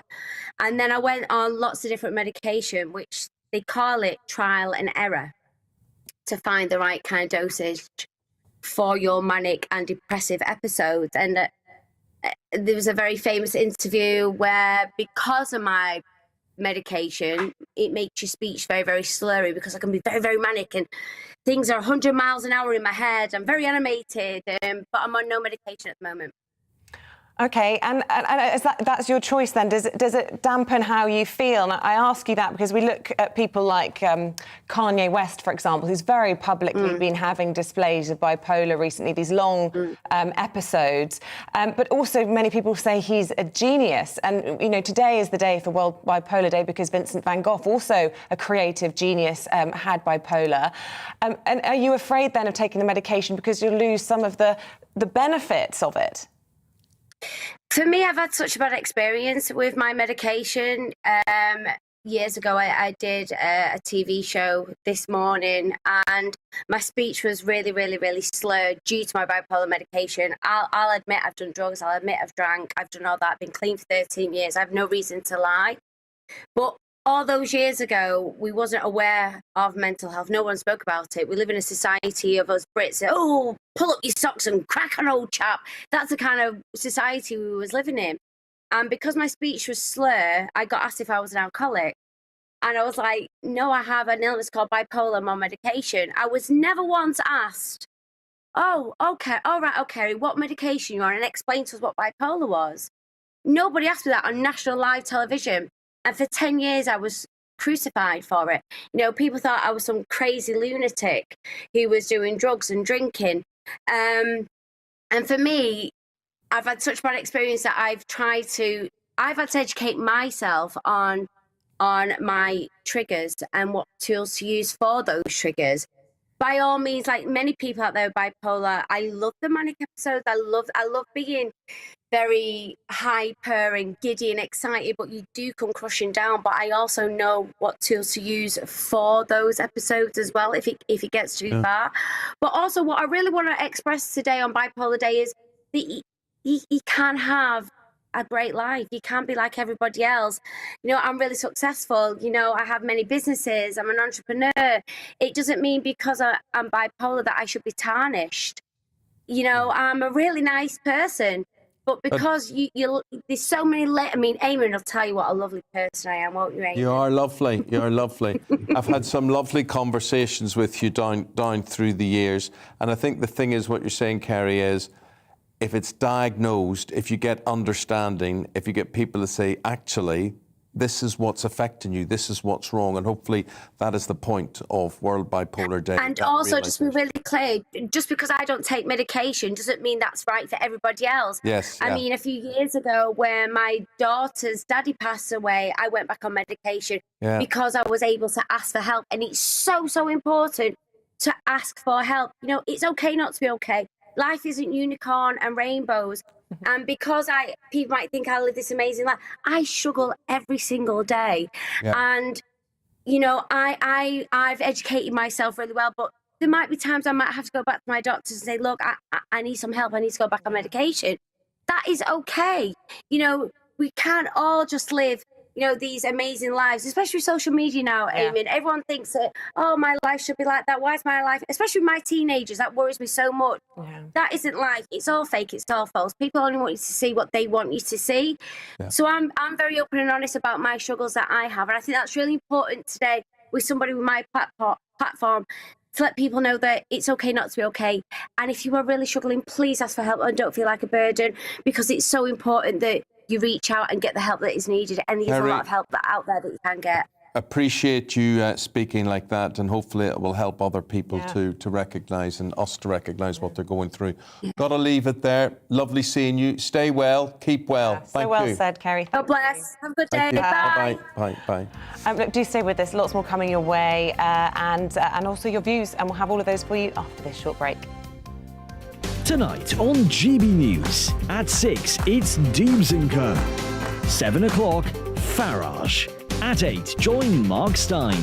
And at 9, Dan Wootton Tonight, followed by Headliners.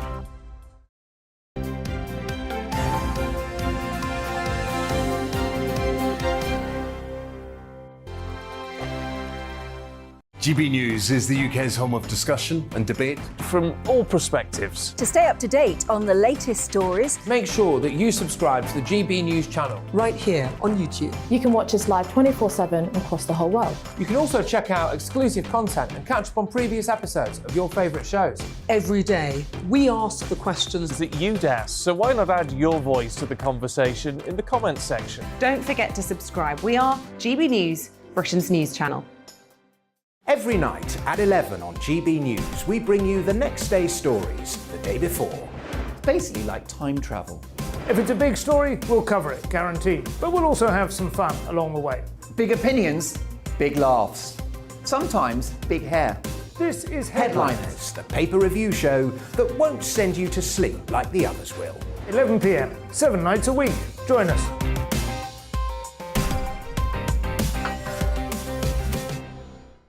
Hello there, I'm Eamonn Holmes. And I'm Isabel Webster. And we hope you can join us for Breakfast with Eamonn and Isabel. You make me laugh out loud, belly laugh. Is that important first thing in the morning? Yeah, absolutely. And there's me trying to be deadly serious.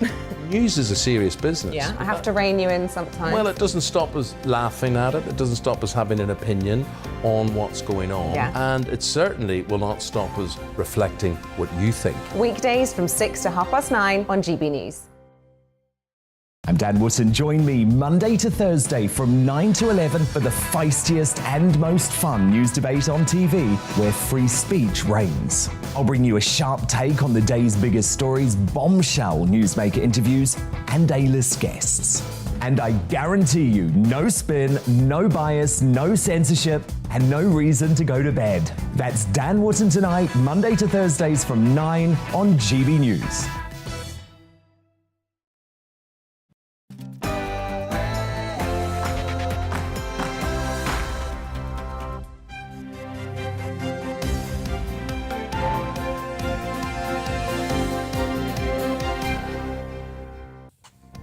The White House, Downing Street and the Ukrainian military cast doubt on Russia's promise to ease the onslaught of Kyiv. Good morning. It's just after 8 o'clock on Wednesday, the 30th of March. This is Breakfast on GB News with Eamonn and Isabel.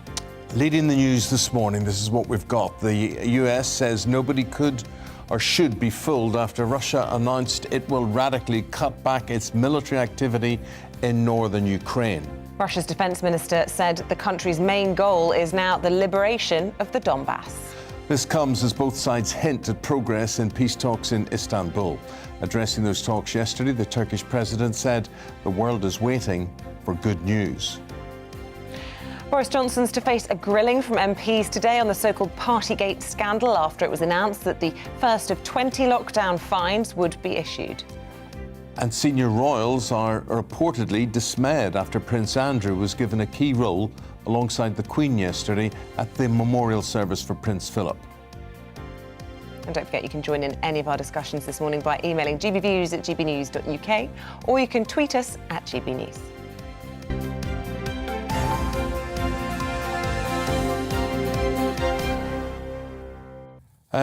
Just getting your reactions, and you have been tweeting and you have been emailing us as well on the Prince Philip memorial yesterday. Marlene says Andrew had a right to be there, but Charles should have escorted the Queen to her seat, which I think was something you were saying as well.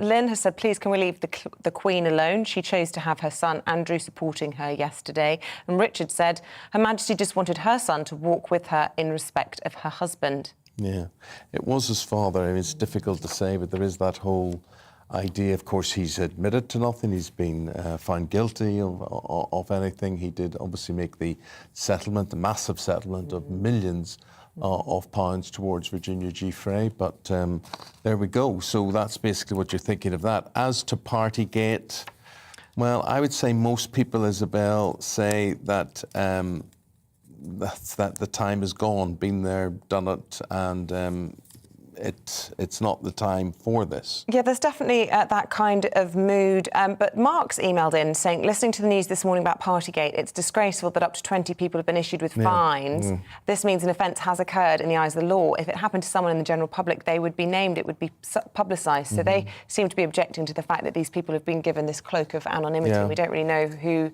was at those parties, or indeed if it was 20 people, or if it was just a small handful of people that got multiple fines. Paul says he gets straight to the point. I like the way he's thinking. Come on, guys, do a poll. No one cares about Partygate. I'd rather hear what you had for breakfast. Well, as it turns out, nada. Nothing yet. But I've just asked someone to go and get me some melon fingers. Oh, so healthy. Watermelon. You. I don't know if it's they're just refreshing. Nothing like a watermelon in the morning. It's the way you say it. Sorry, just say it again. Watermelon. Watermelon. I love it.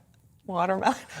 Watermelon fingers. Right. So with the time now at 4 minutes past 8, here's what we're dealing with news-wise today. So doubt is being cast on Russia's claims that it will significantly cut back its activity in northern Ukraine. Now, this move comes off the back of those peace talks taking place in Istanbul, in which both sides said there has been progress. Russia's Deputy Defence Minister, who was in Istanbul, said that the drawdown in troops was to create the necessary conditions for further negotiations, but their lead negotiator in the talks clarified that this does not amount to a ceasefire. Despite evidence of Russian troops withdrawing from around Kyiv, Defence Secretary Ben Wallace slapped down claims of withdrawal. He says Putin must think we were all born yesterday. The White House, the Pentagon and the Ukrainian government were also sceptical of the announcement, suggesting that the move is designed to mislead and allow time for Russia to regroup. Well, we will be talking about that story a bit more this hour, but for now we're going to turn our attention to the other big story of the day. Lots of news around. The Prime Minister is to face MPs today at Prime Minister's questions after that first batch of fines relating to breaches of COVID-19 rules were issued yesterday. That's not the end of it. More could be handed out in the weeks ahead as this investigation continues. Our reporter Amelia Harper has this. Firstly, I want to say sorry. And I'm sorry for the things we simply didn't get right, and also sorry for the way that this matter has been handled. Fresh pressure on the Prime Minister once again, with the Partygate scandal back in the spotlight. Alleged parties at Downing Street and Whitehall during the COVID-19 lockdown led to national outrage and a police investigation. 20 fines are set to be issued to people who breached COVID-19 rules at one or more of 12 alleged events under investigation. 6 are thought to have been attended by Boris Johnson. No names are being given for those facing the fixed penalty notices, but Downing Street says it will confirm if the Prime Minister is given one. It started on the 20th of May 2020 with a Bring Your Own Booze party. Next, on June 18th, the Cabinet Office leaving do at 70 Whitehall. The following day, Boris Johnson's 56th birthday, with a brief gathering organised by his now wife Carrie. Months later, on November 13th, a Downing Street flat do. On that same day, a leaving party for Mr Johnson's departing Director of Communications. A few days later, a Cabinet Office Christmas party. Also, leaving drinks for the former head of the COVID task force. Then a leaving do for a departing Downing Street official. A day later, on the 18th, a Downing Street Christmas party where a cheese board was reportedly enjoyed. A month later, on January 14th, Downing Street leaving drinks. And on April 16th, 2 leaving do's on the eve of the Duke of Edinburgh's funeral. Downing Street then apologised to Buckingham Palace. We will not stand by while Putin vents his fury on Ukraine. Boris Johnson came under intense pressure to quit as a result of Partygate. But in recent weeks, the war in Ukraine has seen Tory MPs rally around him. But the 20 fines, which could increase as more evidence is gathered, could reignite debate about his leadership. In January, civil servant Sue Gray published a limited report into the allegations of parties. In it, it said there were failures of leadership and judgment by different parts of Number 10 and the Cabinet Office. A fuller report is expected once the police inquiry concludes. Amelia Harper, GB News. Hey, it is PMQs today. Our political correspondent Tom Harwood joins us now in the studio to see what sort of fallout there will be from this. Well, Boris Johnson has in some ways been a deeply unlucky Prime Minister. He was whacked with several crises upon becoming Prime Minister and hasn't been able to do a lot of the things that he would like to do. However, in some respects, he's quite a lucky Prime Minister because, of course, Parliament breaks up for 2.5 weeks from tomorrow. So this is really the last sort of onslaught that he has to get through. As long as he gets through today, and it doesn't feel like the atmosphere in Westminster is anywhere close to where it was a month or so ago, a month and a half ago, when things really looked very ropey for the Prime Minister. Ultimately, I think it will be a tough Prime Minister's questions, but it won't be something that is the same sort of level of fever, of fervour that we were at a couple of months ago. But also, it's liaison committee today, and that is potentially the bigger challenge for the Prime Minister. A lengthy session of intense back and forth questioning, not the sort of panto and theatre that we're used to in the House of Commons, but all of the chairs of the select committees of the House of Commons doing some really rigorous back and forth questioning of the Prime Minister. That might create more heat. What are you hearing about the 1922 committee? Because I've been reading sort of tittle-tattle. I mean, we never fully know, do we? But reports that some people have withdrawn their letters of no confidence in the Prime Minister because, as you say, that whole mood has shifted simply because of the tragedy unfolding in Ukraine, that we almost don't mind if the Prime Minister's lying and misled Parliament. Well, certainly a couple of weeks ago, the leader of the Scottish Conservative Party, Douglas Ross, retracted his call for the Prime Minister to resign, and so did all the members of the Scottish Conservative Party in the Scottish Parliament. Similarly, Andrew Bridgen, an outspoken Conservative backbench MP, withdrew his letter as well. There are rumours of others who have done so. However, it must be said there are still letters in. I spoke to, for example, Peter Aldous, the MP, the other week, who said no, he's keeping his letter in, although he doesn't see that something is going to happen imminently. Ultimately, there is still some anger out there in the country and in Parliament, but it doesn't feel like now is the moment that anything is going to happen. Ultimately, this police investigation has not yet concluded. There have been 20 fixed penalty notices that are being issued. Whether or not they've actually gone to individuals yet is still a little unclear. It's not like there's going to be a big public press release when that particular piece of function happens. But also, the police investigation hasn't wrapped up. When it does, Sue Gray. Remember Sue Gray? It sounds a bit...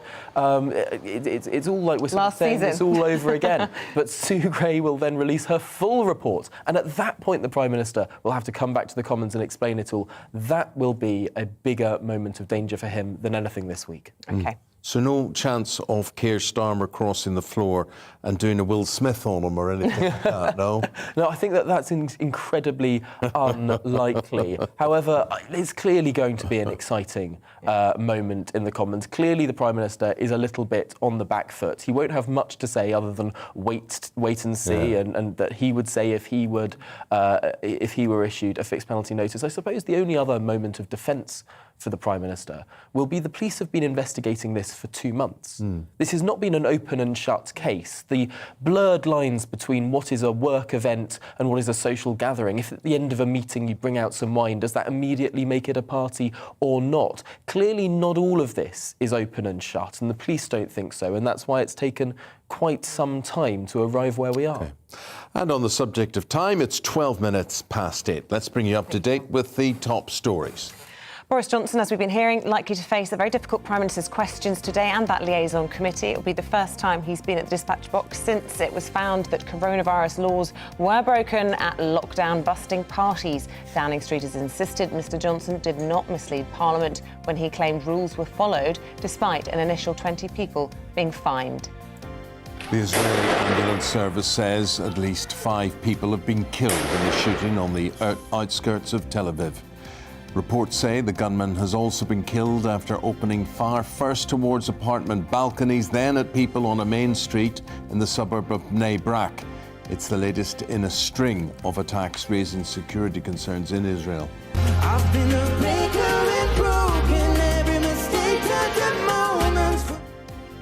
Ed Sheeran and Camila Cabello were among the stars performing at a concert for Ukraine in Birmingham last night. Snow Patrol and Anne-Marie were also headlining and helped to raise over £12 million for the Disasters Emergency Committee.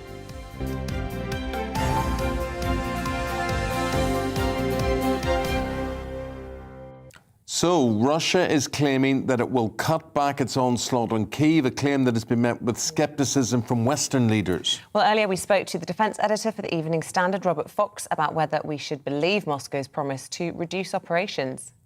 Not liberated much. They are semi-occupying, they're causing an awful lot of damage, particularly to human flesh. They're killing a lot of people, and a lot, as we know, of those are civilians. But we see those marks on the maps. We've all seen the maps, and the red marks haven't been moving that much for the past 3 weeks.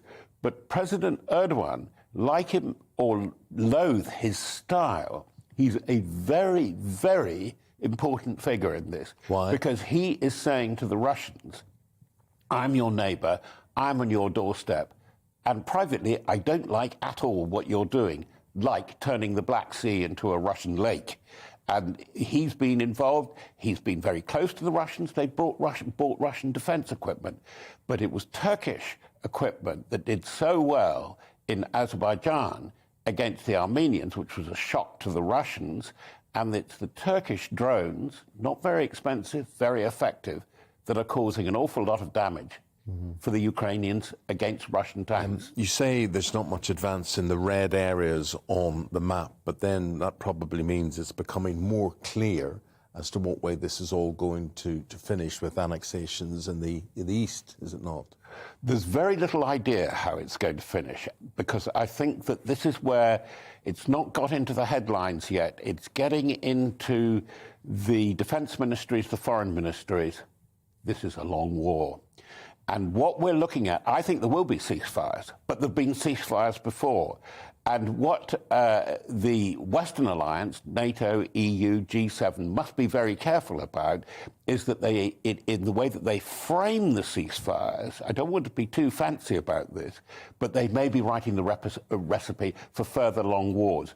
Russia is talking about all kinds of activities. For instance, the papers are full of the push that Russia is making strategically, possibly big mineral finds there in the Arctic now, for example.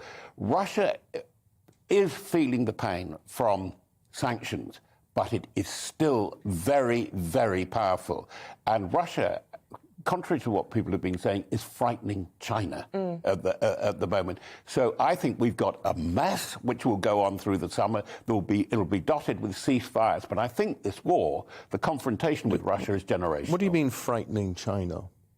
It frightens China for this reason. China, it obviously is very, very worried about social stability, hence COVID, the lockdown, total lockdown of Shanghai. Yeah.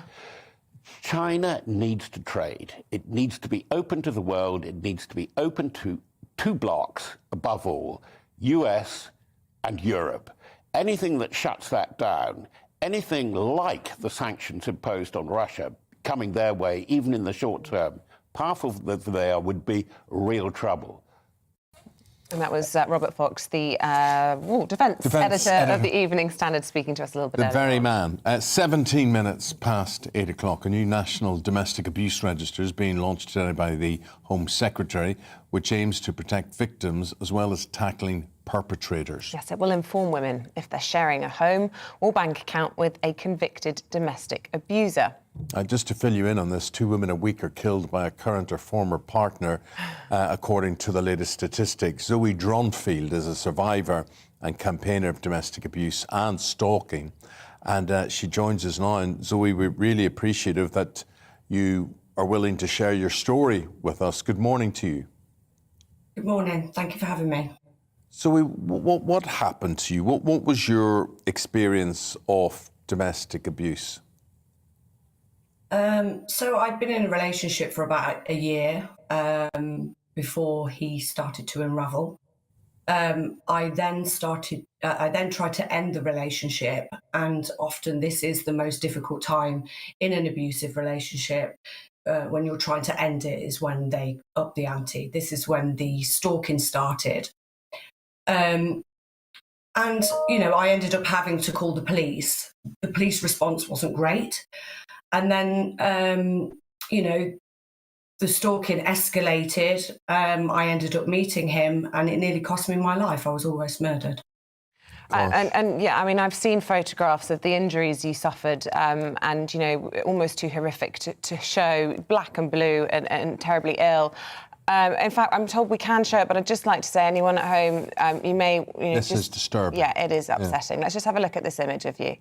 But this is Zoe. This is the way she was left by the man in her life.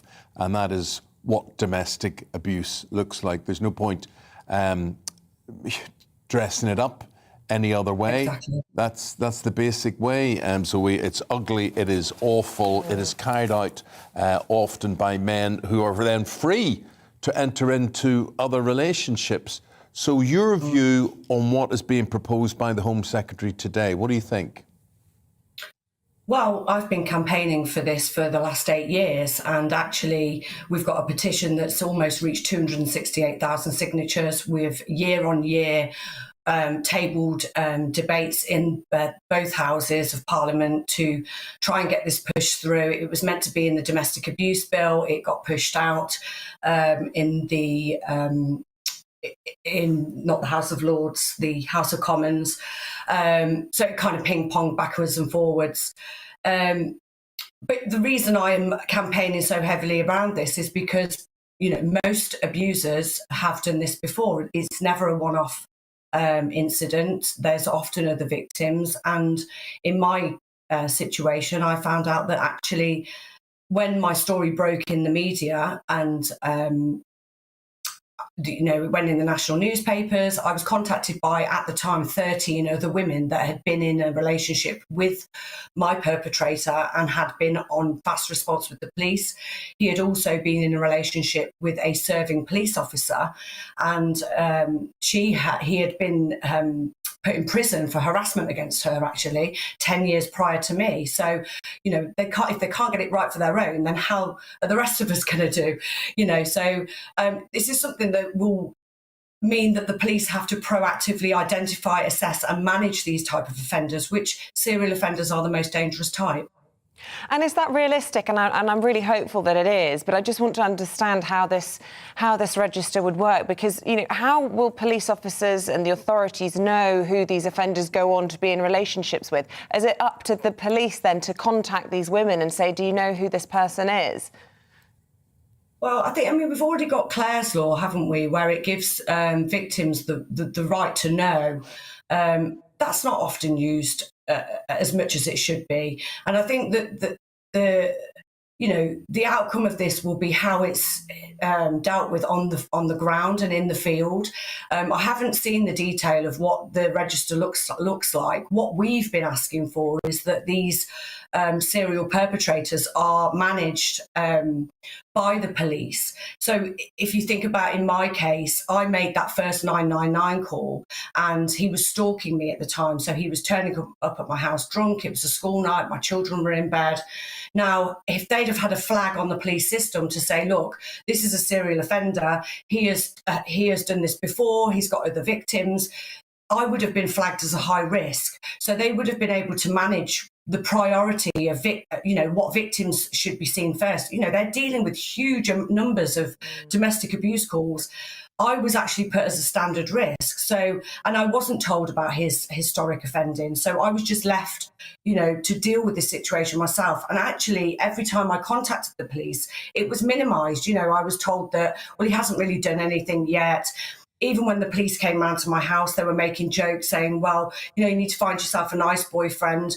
Well, this isn't funny. It isn't a joke. My life was being completely turned upside down. I wasn't able to conduct my life correctly. So, it's important we put the onus back on the perpetrator to change. A lot of what we do at the moment is focused on the victim.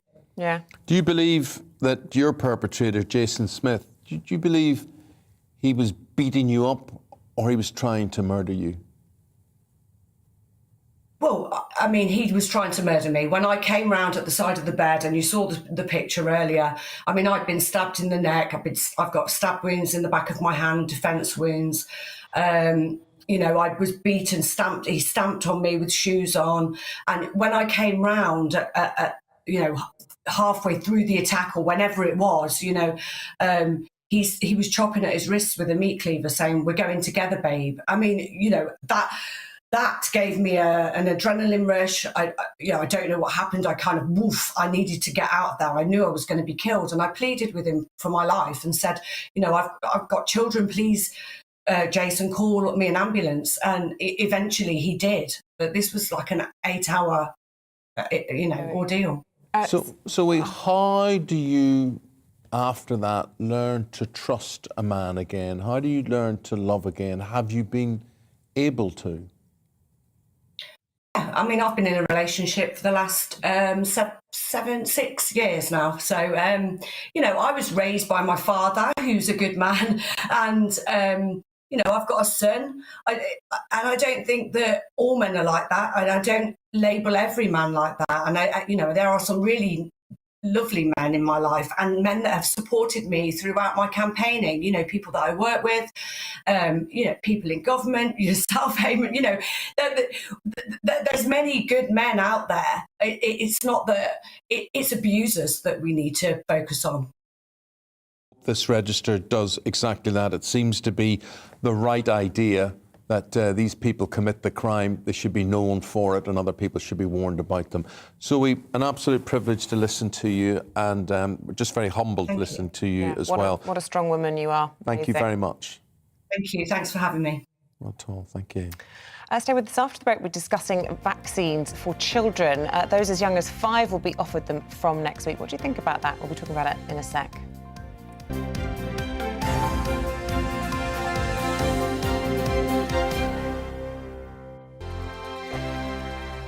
GB News is the UK's home of discussion and debate from all perspectives. To stay up to date on the latest stories, make sure that you subscribe to the GB News channel. Right here on YouTube. You can watch us live 24/7 across the whole world. You can also check out exclusive content and catch up on previous episodes of your favourite shows. Every day, we ask the questions that you'd ask. So why not add your voice to the conversation in the comments section? Don't forget to subscribe. We are GB News, Britain's news channel.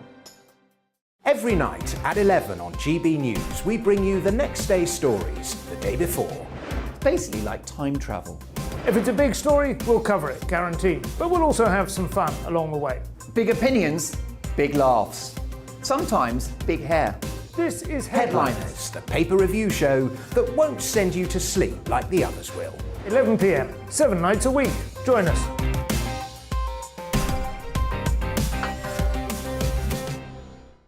Hello there, I'm Eamonn Holmes. And I'm Isabel Webster. And we hope you can join us for Breakfast with Eamonn and Isabel. You make me laugh out loud, belly laugh. Is that important first thing in the morning? Yeah, absolutely. And there's me trying to be deadly serious. News is a serious business. Yeah, I have to rein you in sometimes. Well, it doesn't stop us laughing at it. It doesn't stop us having an opinion on what's going on. Yeah. And it certainly will not stop us reflecting what you think. Weekdays from 6 to 9:30 on GB News. I'm Dan Wootton. Join me Monday to Thursday from 9 to 11 for the feistiest and most fun news debate on TV, where free speech reigns. I'll bring you a sharp take on the day's biggest stories, bombshell newsmaker interviews, and A-list guests. And I guarantee you, no spin, no bias, no censorship, and no reason to go to bed. That's Dan Wootton tonight, Monday to Thursdays from 9 on GB News.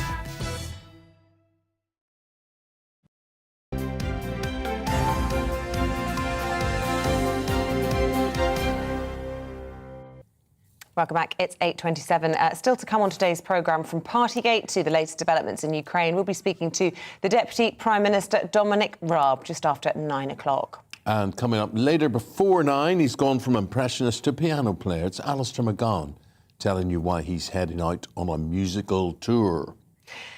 Now, from next week, the NHS will offer children aged 5 to 11 COVID jabs. Vaccine centres will be available to 6 million in that age bracket, but to take up those vaccinations, it's expected to be quite a slow take-up. Fidget toys are going to be provided to children to distract them when getting vaccinated at the centres. And here to discuss it all with us is Dr. Sarah Kayat. Good morning to you. Is this a good thing? Some parents will be very worried about this at this young age. I think it's going to polarise people, as this whole COVID process has done. You know, you'll get some people lining up to get the vaccines for their children and some that are more sceptical. I think it's completely fair for a parent to want to know more, to understand side effects, to know about long-term risks. And so, your children are your most prized possession. So I think it's fair for parents to have that kind of worry. But I also think it's important that we remind parents that the JCVI have looked into all of the data. They've told us that the benefits of it far outweigh any risks, that the risks are extremely low, and that we know that the risks of COVID itself are significant. But, I mean, when this particular age bracket is hardly touched by the virus, what are the benefits necessarily to them? Are the benefits actually to us adults? And there's a worry, perhaps, that, youngsters are being asked to fill in and to up the total numbers where many adults haven't decided to come forward for the vaccine. And if that's the case, parents could legitimately say, that's not for me. Yeah, so it is the lowest risk group. We do know that for sure. But it may still help reduce some ICU admissions, some hospital admissions. So it is still a tangible effect in having of children or both, adults? Of both. We also know that long COVID is an issue, and that does affect some children. So yes, I think it's both. Certainly, again, it is the lowest risk group. So it's not, I don't feel the pressure and the plea that we were giving to the adults and the older groups when we were really trying to get them to get vaccinated. That pressure I don't feel is here with this age group. I think this is more of an offer. And I think even the government have kind of said, we are offering this to children. And so I think it's one of those things that we need to just be really mindful that parents might take a bit of more time to get to the point of wanting to vaccinate their children. And I suppose one of the big benefits if children do decide to get the vaccine is that school closures will be a thing of the past, and all those periods of time isolating when kids are off sick, we've seen it absolutely ripping through schools this term in my children's case. Exactly, it does rip through schools. So we know that it's a low risk group, but we also know that they're a group that are so kind of put together in such a small environment that it does spread through really easily. So hopefully that would be one thing that we don't have to worry about in future. What about the risks themselves from the virus? I mean, there's lots of talk of myocarditis and other things. Just give people a sense of proportion on how big the risks are from the vaccine itself? Because it's a microdose that kids are getting. Exactly. So they're getting a third of the dose that the adults get. And we actually found that third dose was giving a similar type of antibody result compared as to the full dose of the 16 to 25-year-olds. So we know that it works and it's only a microdose, and we are reducing the risks of COVID itself, long COVID, and the risks of COVID to your family and the wider group. Yes, the risk of myocarditis is there, but it's extremely minuscule compared to the risk of COVID itself. Would you be vaccinating your kids in that age bracket if you? I would. Yeah, I'm really pro-vaccines and pro-COVID vaccine itself. I also have family that are high risk, and I just wouldn't want to put them at risk. OK. Dr. Sarah Kyatt, thank you very much. Really interesting to talk to you this morning. With that, we'll take a break. We've got the morning newspapers. We'll be having newspaper chat with David Miller and Claire Muldoon right after this.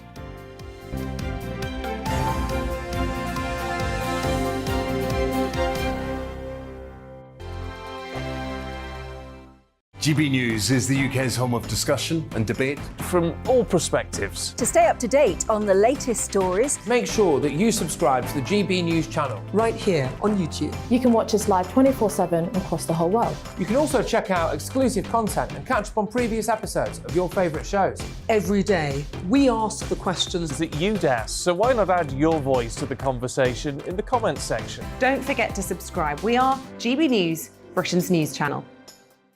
Every night at 11 on GB News, we bring you the next day's stories the day before. It's basically like time travel. If it's a big story, we'll cover it, guaranteed. But we'll also have some fun along the way. Big opinions, big laughs. Sometimes big hair.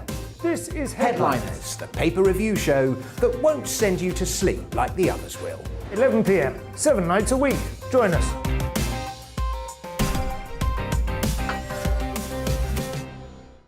Hello there, I'm Eamonn Holmes. And I'm Isabel Webster.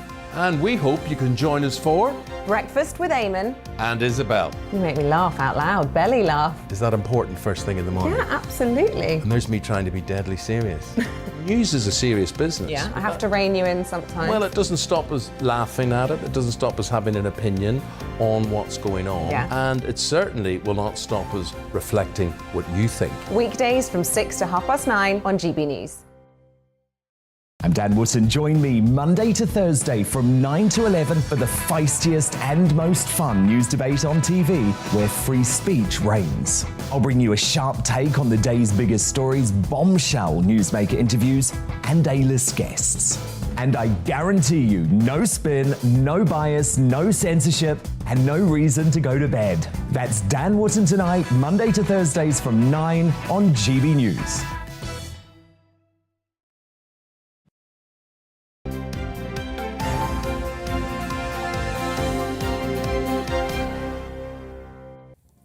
Top stories, let's get an update. And we begin with Britain's Ministry of Defence saying Russian units have been forced to return home and to neighbouring Belarus to reorganise and supply.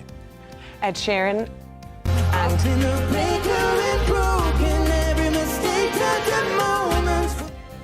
Ed Sheeran and Camila Cabello were among the stars performing at a concert for Ukraine in Birmingham last night. Snow Patrol and Anne-Marie were also headlining and helped to raise a whopping £12 million for the Disasters Emergency Committee. Boris Johnson is likely to face a difficult PMQs today, his first since the Metropolitan Police found coronavirus laws were broken at lockdown. Downing Street has insisted Mr Johnson did not mislead Parliament when he claimed rules were followed, despite an initial 20 people being fined by the police.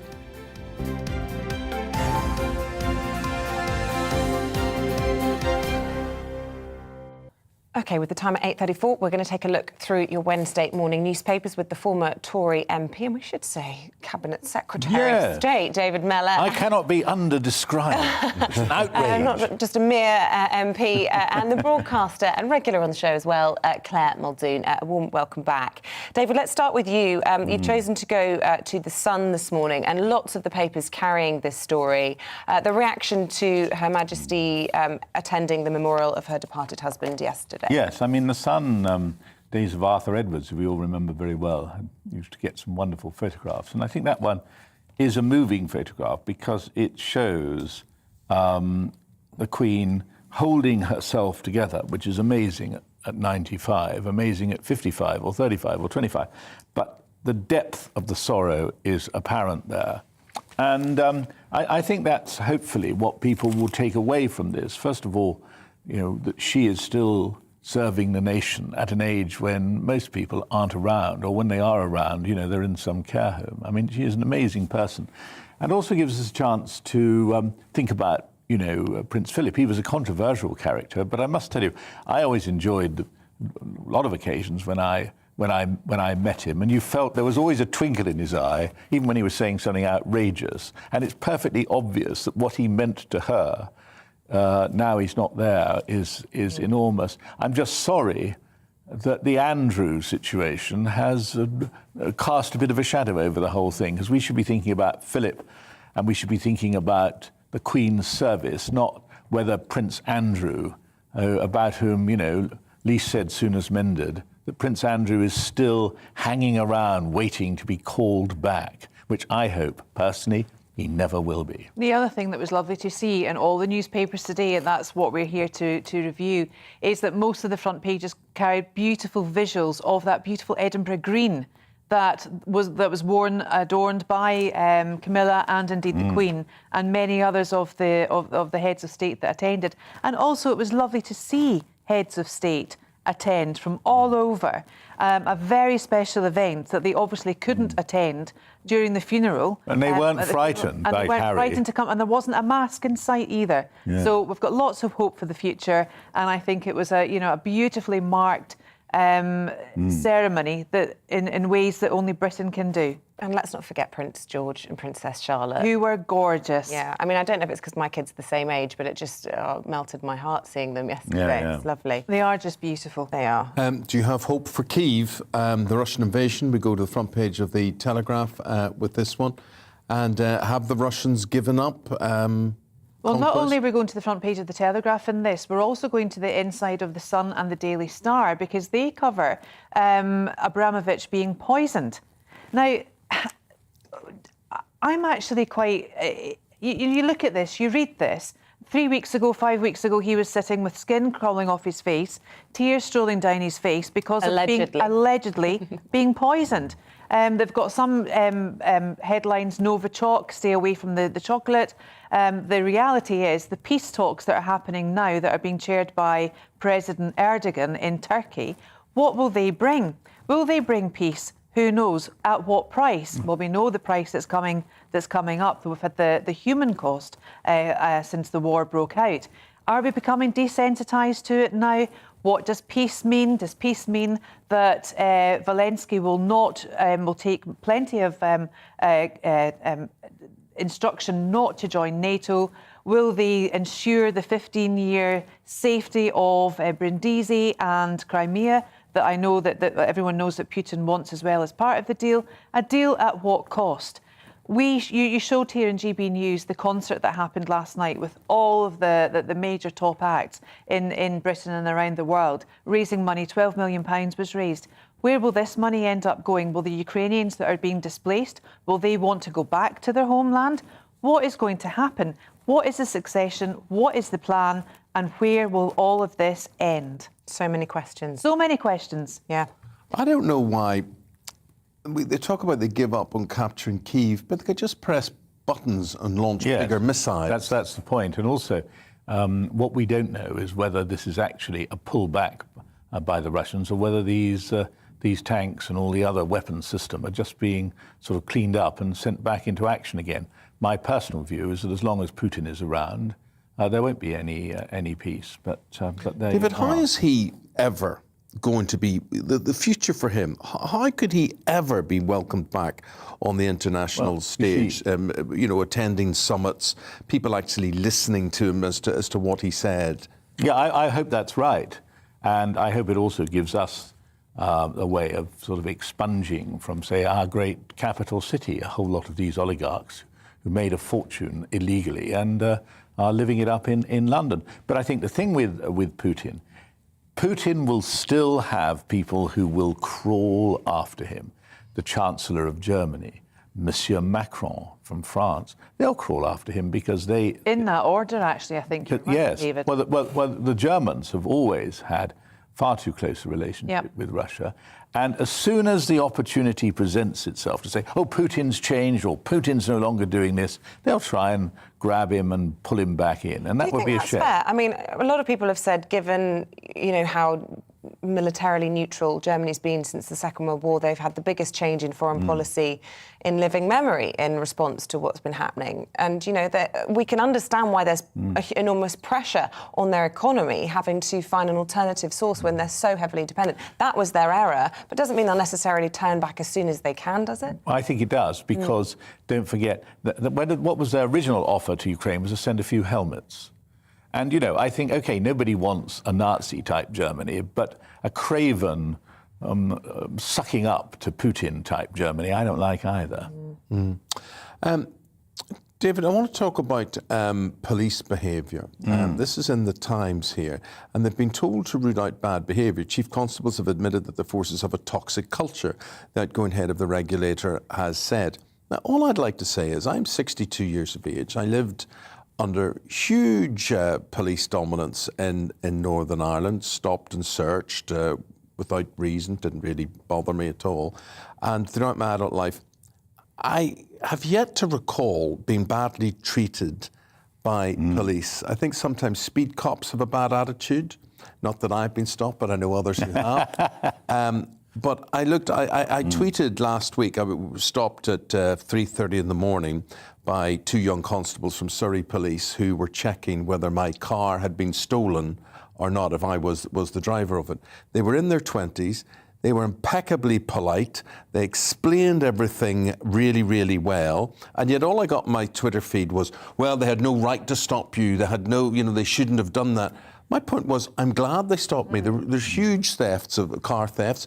People walk around with these cloning devices, and they come all around the country, all around the M25, and they steal cars. They could steal your car tomorrow.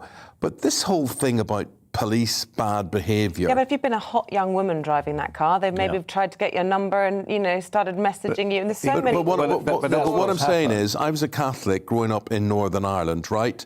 And people would object to being asked, where do you live? Where are you going to? Why? What's it got to do with you? Because that would allow them to know what religious community you came from. Yeah, but I'm saying, by and large, if you answer the questions, in my experience, you're going to be OK. Well, what we're dealing with here is page 24 of the Times, where Sir Tom Windsor, who's about to stand down as Her Majesty's Inspector of Constabulary, is pointing out a toxic culture, says the Times, that exists within Britain's police forces, and officers who display a fondness of violence or harbour bigoted views must be weeded out. Now,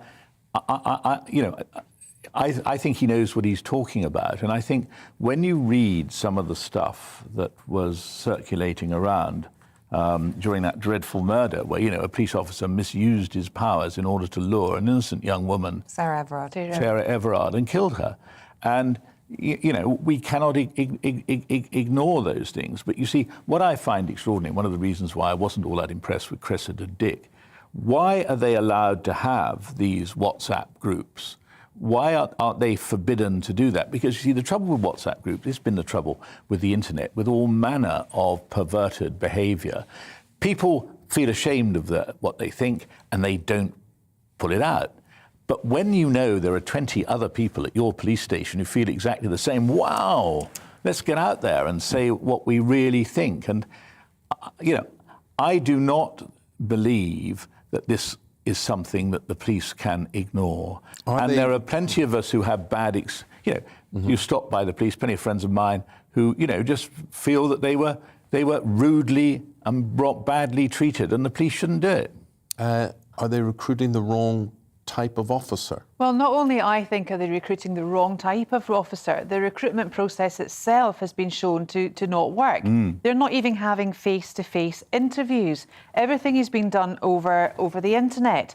You also can't get a really good feel for someone or a good vibe for someone without speaking to someone or seeing them face-to-face. A lot of behaviour is nuanced, and I think that the recruitment process from the police has to harbour back to the 70s or the 80s when they actually had rigorous recruitment processes in place. Now, this report that David's talking about the WhatsApp groups, you cannot, he made a very good point in the sense that it becomes an echo chamber, a bit like Twitter does. You follow people who like you, who share the same views as you.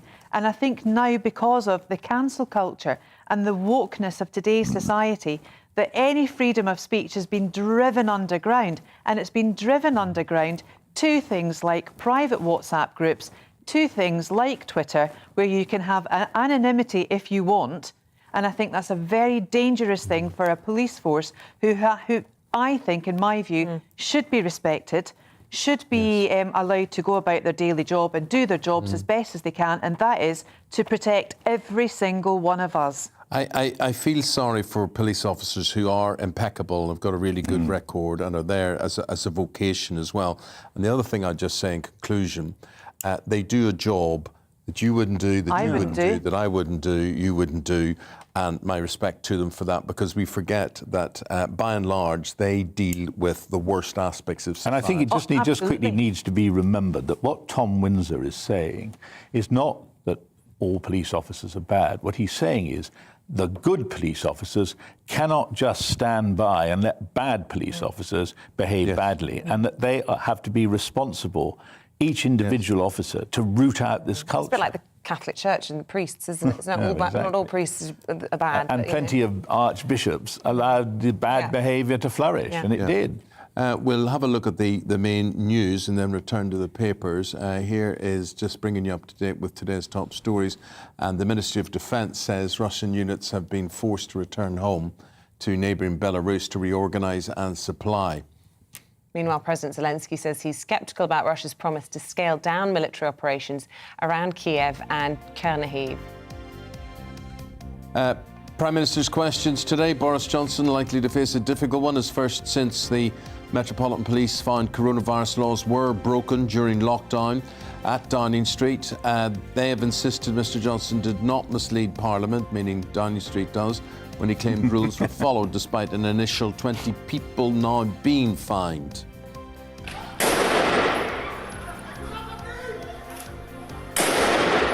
The Israeli ambulance service says at least 5 people have been killed in a shooting on the outskirts of Tel Aviv. Reports say the gunman's also been killed after opening fire first towards apartment balconies, then at people on a main street in the suburb of Bnei Brak. It's the latest in a string of attacks raising security concerns in Israel.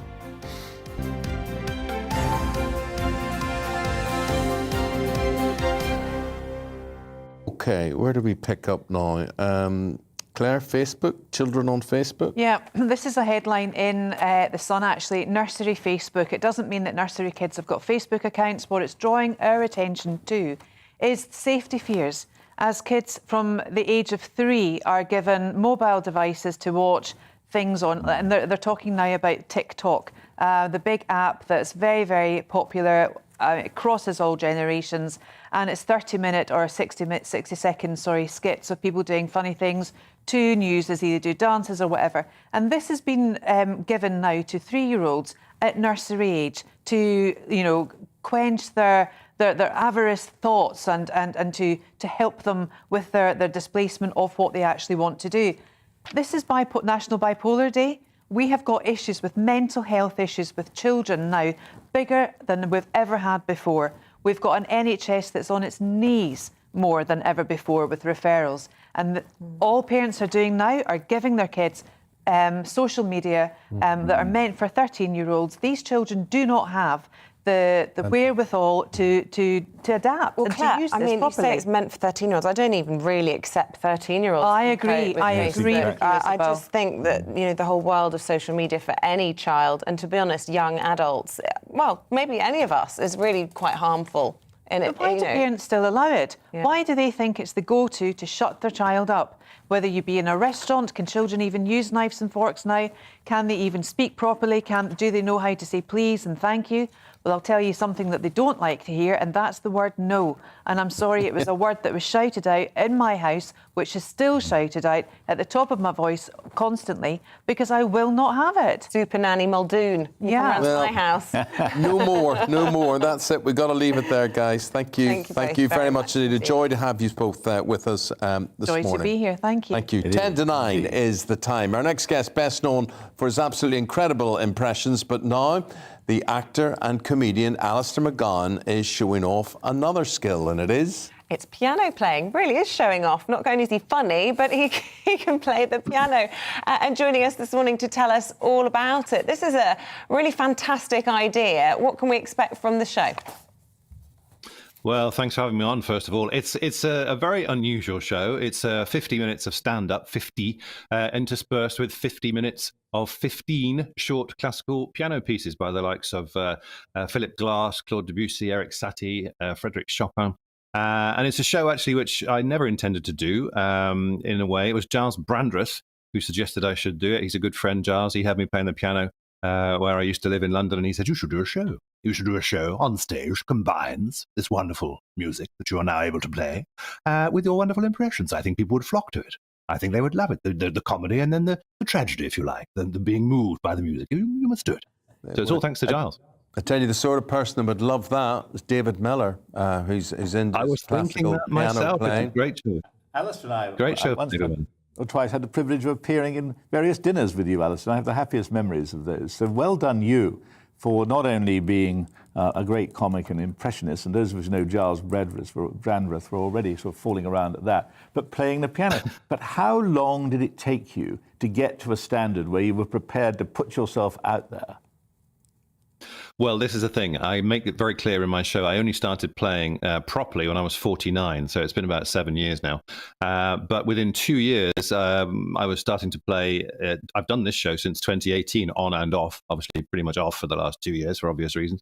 But I threw myself at it, and it gave me a great deadline always to play in front of just a few people in public. And I'd urge anybody who's thinking of taking up the piano at any stage, but certainly later in life, just to give yourself that goal. It's a great thing to do, just to say, right, I'm just going to have a few friends around into my front room and play my piano, whatever sort of piano you've got. And it gives you that aim to get whatever piece you're working on to a standard where you can play in front of people. It is terrifying. I'll tell you that. It's more terrifying than anything else I've ever done, playing the piano in front of people.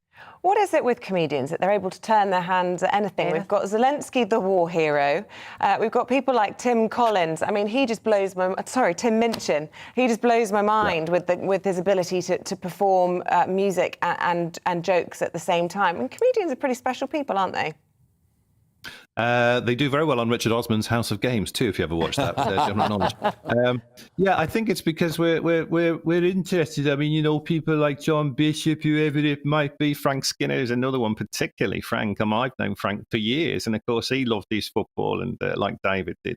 But now he does programs about art and poetry, and I think we're just people who are very interested in lots of areas of life, and also probably just big show-offs as well. But I think, you know, Jo Brand is another person who I impersonate in the show, and Jo, she's also, you know, had several careers, used to be a psychiatric nurse, and is just interested in people, really, and what makes them tick. So, and you're a better player than Eric Morecambe, who, if you remember, told Andre Previn, I can play the notes just same as you, just not in the same order. All the notes are not quite in the right order, yes. No, sometimes that does happen, I must admit, on my piano, and I do make that clear in publicity for the show. I'm not a trained pianist. I only started playing eight years or so ago. But I think part of the mission with this show for me was, apart from just showing off, was to bring classical music perhaps to a different audience, and with the jokes in between, you know, suddenly going from Frédéric Chopin to Fred Sirix from First Dates, for example. You know, it's something that I don't think anybody else has done before. And you mentioned Tim Minchin there, Isabel, and what Tim does, and people like Rainer Hirsch, Bill Bailey, Victor Borge years ago, they make the music funny as well. But I don't do that. So that's the difference with this show, is that 1 minute, you know, I'll be doing my Andy Murray impression, or my Raymond Blanc, or whoever it might be, and come on, that is a wonderful impression of Raymond Blanc. Yeah. But then I will go into the music, and I'll play the music absolutely straight. A lot of French music too. Debussy, Satie, these are great composers, all French. Wonderful, la la la la la. Yeah. So was the music the interlude, Alistair, or the impressions? The comedy. Depends what you've come for. It depends what you've come for. But it is a weird thing, switching from one medium to another in my head. You know, as an impressionist, you're always sort of thinking ahead. You know, who am I going to do next? Is it going to be John Bishop, or will it be that bloke from Gogglebox in Manchester, the Malone? What's his name? Tom Malone in Gogglebox in Manchester. You know, so you're thinking ahead. But with the music, you've got to very much think about the note you're playing. Otherwise, you get completely lost and stumble. Well, but it is, as Giles Brandreth suggested, it works as a show which moves people 1 minute with the music.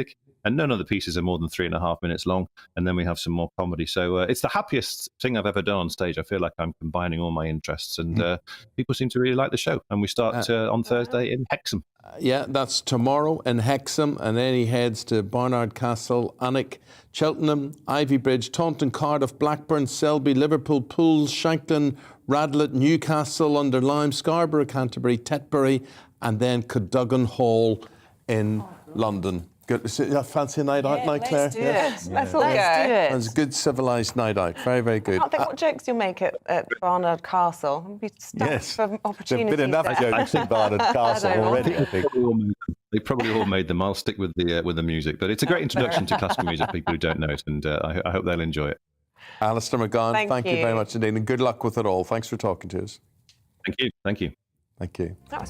4 minutes now before 9. We say goodbye to Claire and David, and we'll say hello to the Deputy Prime Minister, Dominic Raab, after this.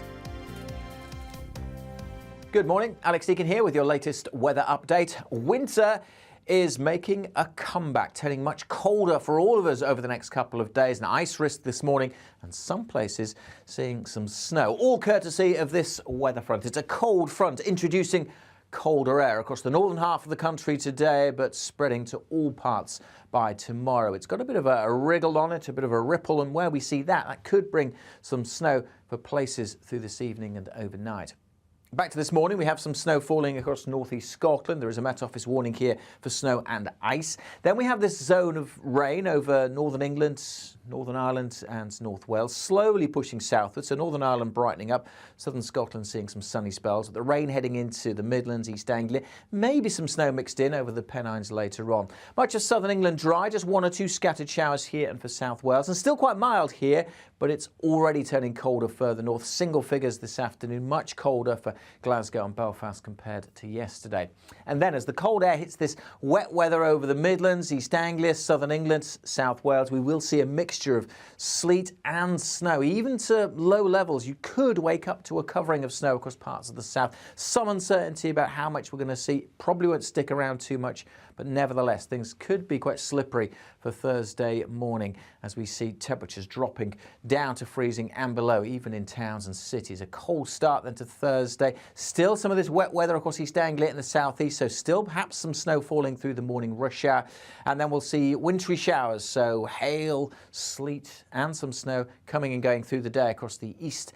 Further west, many places with that high pressure moving in dry and bright on Thursday, but everywhere it's going to be cold. Temperatures in single figures. This time last week, we were talking about temperatures up to 20 Celsius, feeling even colder in the east with the breeze. For the details of the warnings, see the Met Office website.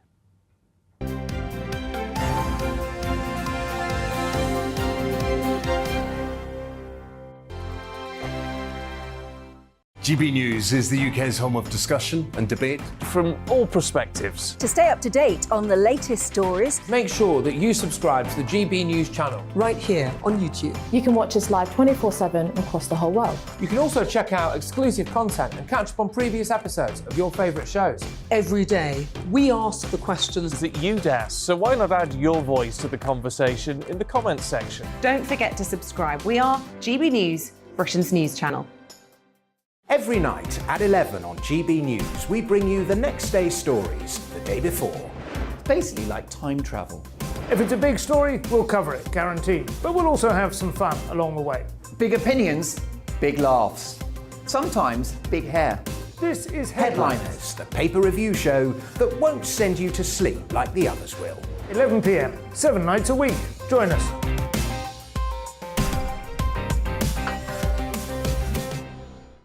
Hello there, I'm Eamonn Holmes. And I'm Isabel Webster. And we hope you can join us for Breakfast with Eamonn and Isabel. You make me laugh out loud, belly laugh. Is that important first thing in the morning? Yeah, absolutely. And there's me trying to be deadly serious. News is a serious business. Yeah, I have to rein you in sometimes. Well, it doesn't stop us laughing at it. It doesn't stop us having an opinion on what's going on. Yeah. And it certainly will not stop us reflecting what you think. Weekdays from 6 to 9:30 on GB News. I'm Dan Wootton. Join me Monday to Thursday from 9 to 11 for the feistiest and most fun news debate on TV, where free speech reigns. I'll bring you a sharp take on the day's biggest stories, bombshell newsmaker interviews, and A-list guests. And I guarantee you, no spin, no bias, no censorship, and no reason to go to bed. That's Dan Wootton tonight, Monday to Thursdays from 9 on GB News.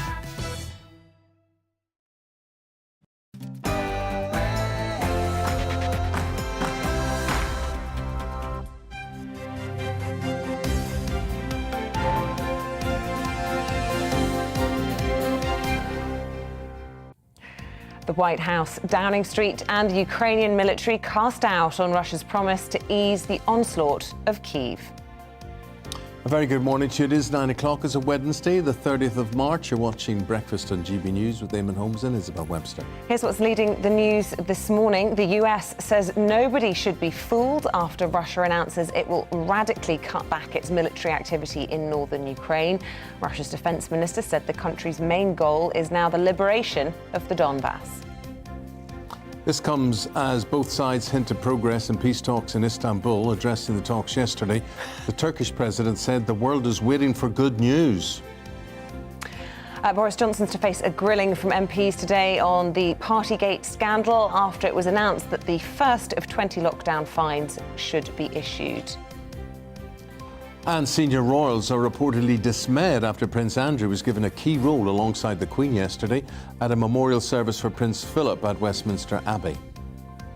And you can join in any of our discussions. As always, email us gbviews@gbnews.uk or tweet us at gbnews.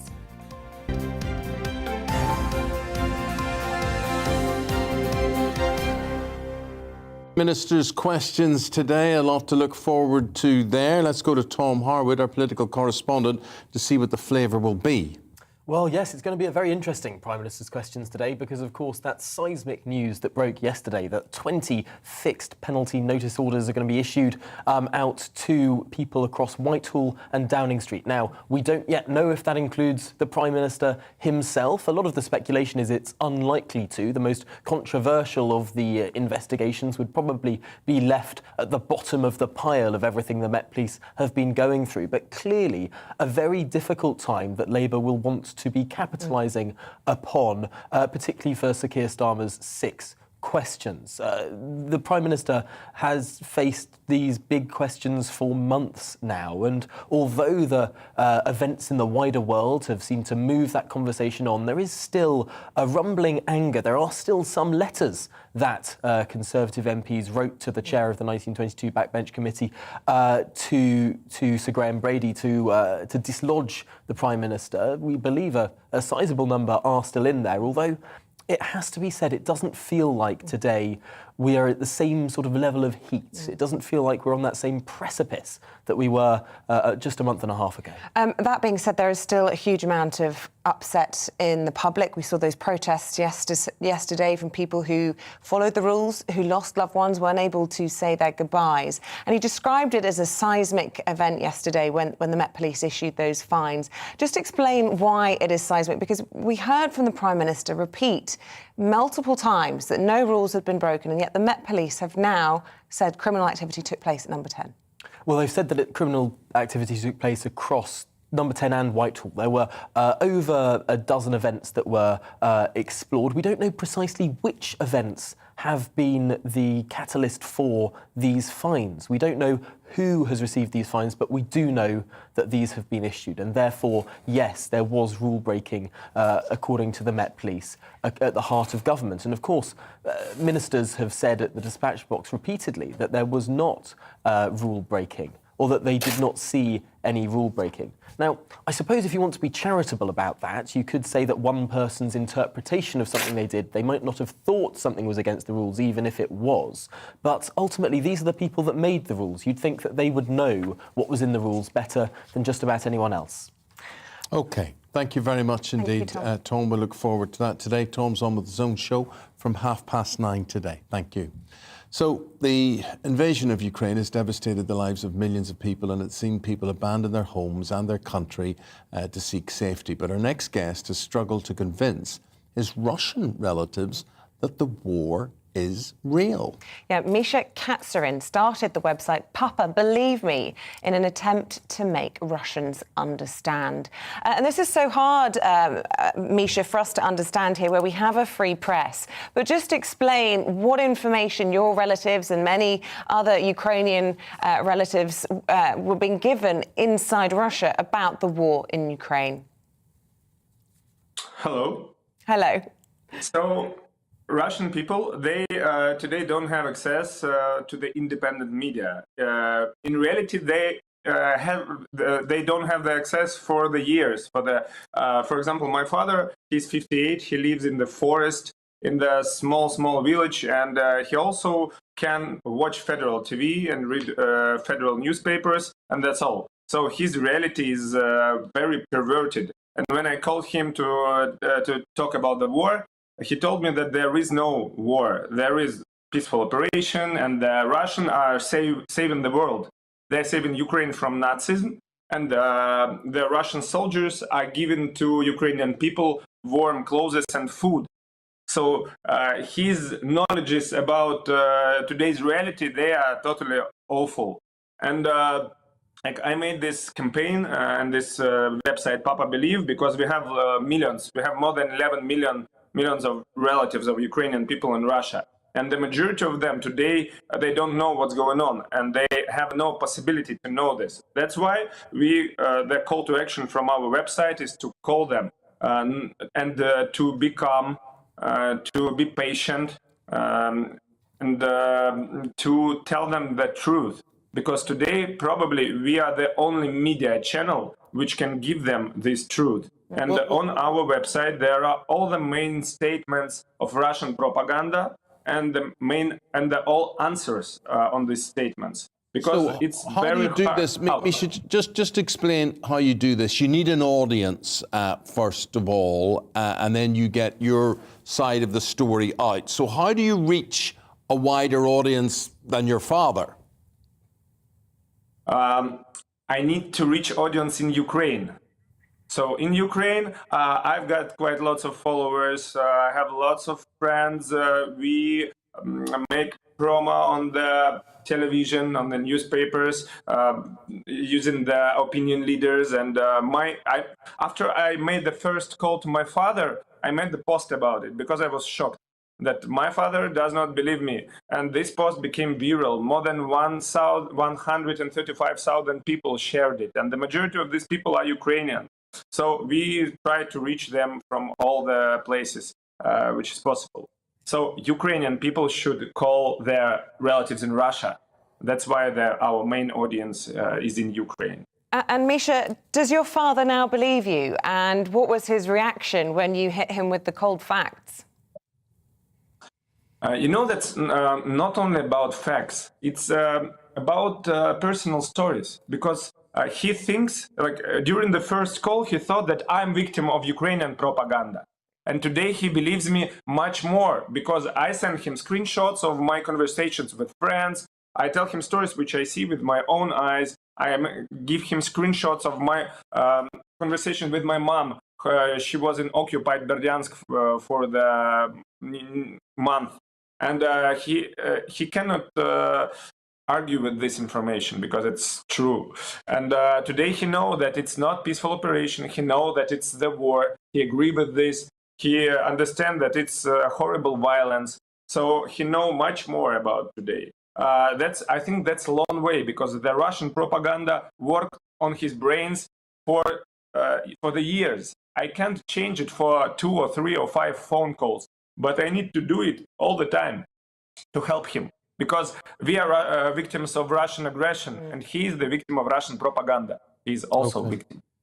Misha, thank you. Appreciate it. Misha Katsarin, he is the founder of Papa Believe Me, attempting to counter Russian propaganda Great re the idea. war in Ukraine. Yeah, thank you for joining us. Bye. Do stay with us. After the break, we'll be talking to the Secretary of State for Justice and the Deputy Prime Minister, that is Dominic Raab. We're promised he'll be here shortly, but first of all, here's your forecast.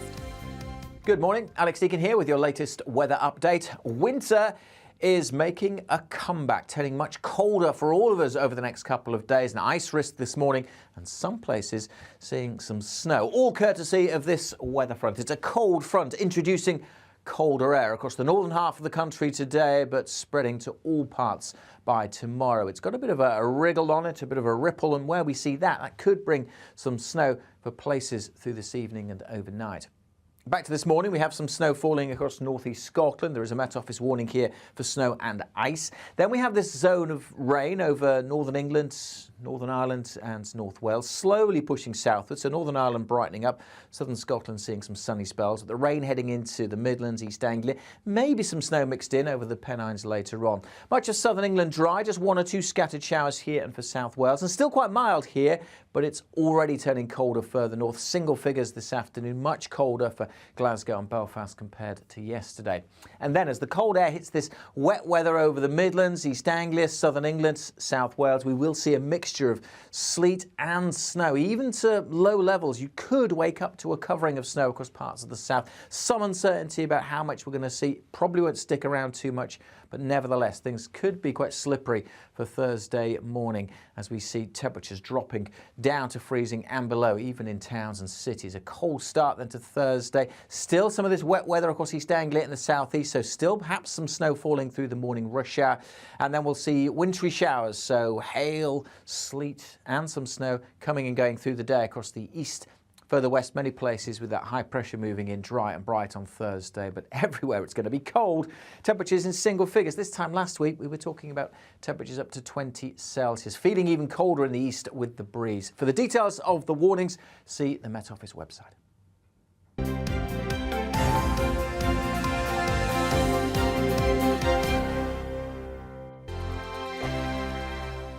GB News is the UK's home of discussion and debate from all perspectives. To stay up to date on the latest stories, make sure that you subscribe to the GB News channel right here on YouTube. You can watch us live 24/7 across the whole world. You can also check out exclusive content and catch up on previous episodes of your favourite shows. Every day, we ask the questions that you'd ask, so why not add your voice to the conversation in the comments section? Don't forget to subscribe. We are GB News, Britain's news channel. Every night at 11 on GB News, we bring you the next day's stories the day before. Basically like time travel. If it's a big story, we'll cover it, guaranteed. But we'll also have some fun along the way. Big opinions, big laughs. Sometimes big hair. This is Headliners, the paper review show that won't send you to sleep like the others will. 11 p.m, 7 nights a week. Join us.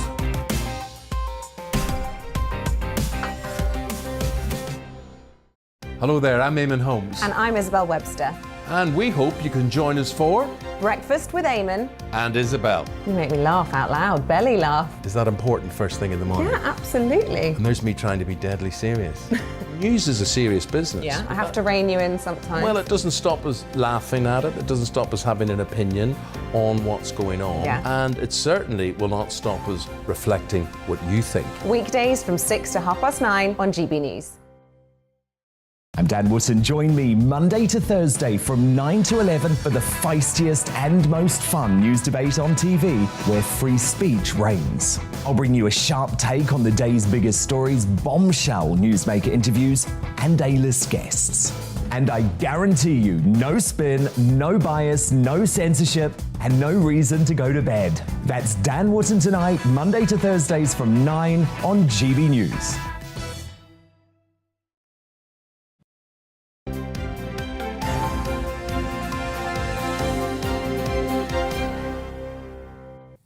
Boris Johnson's likely to face the difficult Prime Minister's questions today, in his first since the Metropolitan Police found coronavirus laws were broken at lockdown-busting parties. Downing Street has insisted Mr Johnson didn't mislead Parliament when he claimed rules were followed, despite the police now finding an initial 20 people.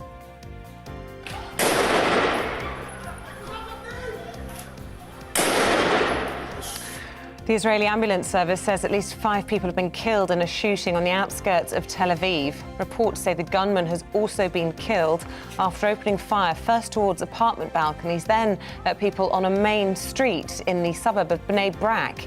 It is the latest in a string of attacks, raising security concerns in Israel. I've been a breaker and broken, every mistake at the moment. Ed Sheeran and Camila Cabello were amongst the stars performing at a concert for Ukraine in Birmingham last night. Snow Patrol and Anne-Marie were also headlining and helped raise over £12 million for the Disaster Emergency Committee.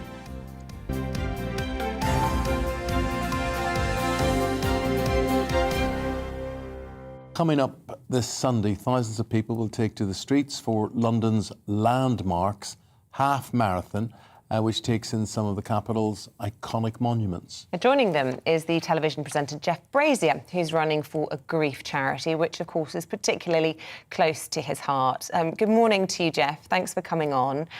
First of all, tell us... Hi, Jeff. Tell us about this, then. What made you decide that this was the event that you wanted to get involved in? Quite simply, I mean, I don't like running, so it's not for that, but I love Grief in Cancer, the charity. They scooped me up 13 years ago when the boys lost their mum, and they've been looking out for us ever since. So I don't know whether it's normal for people to make such a relationship with a charity that they feel like they want to keep giving back to them probably for the rest of my life, to be honest. So whenever these things come up, I'll always be there to support, really. Why, Jeff? I mean, with Jade's passing, how did that affect you? How did that affect the children? Obviously, everybody's bereaved, but it obviously went quite deep for you now to regard this family, this charity as a family.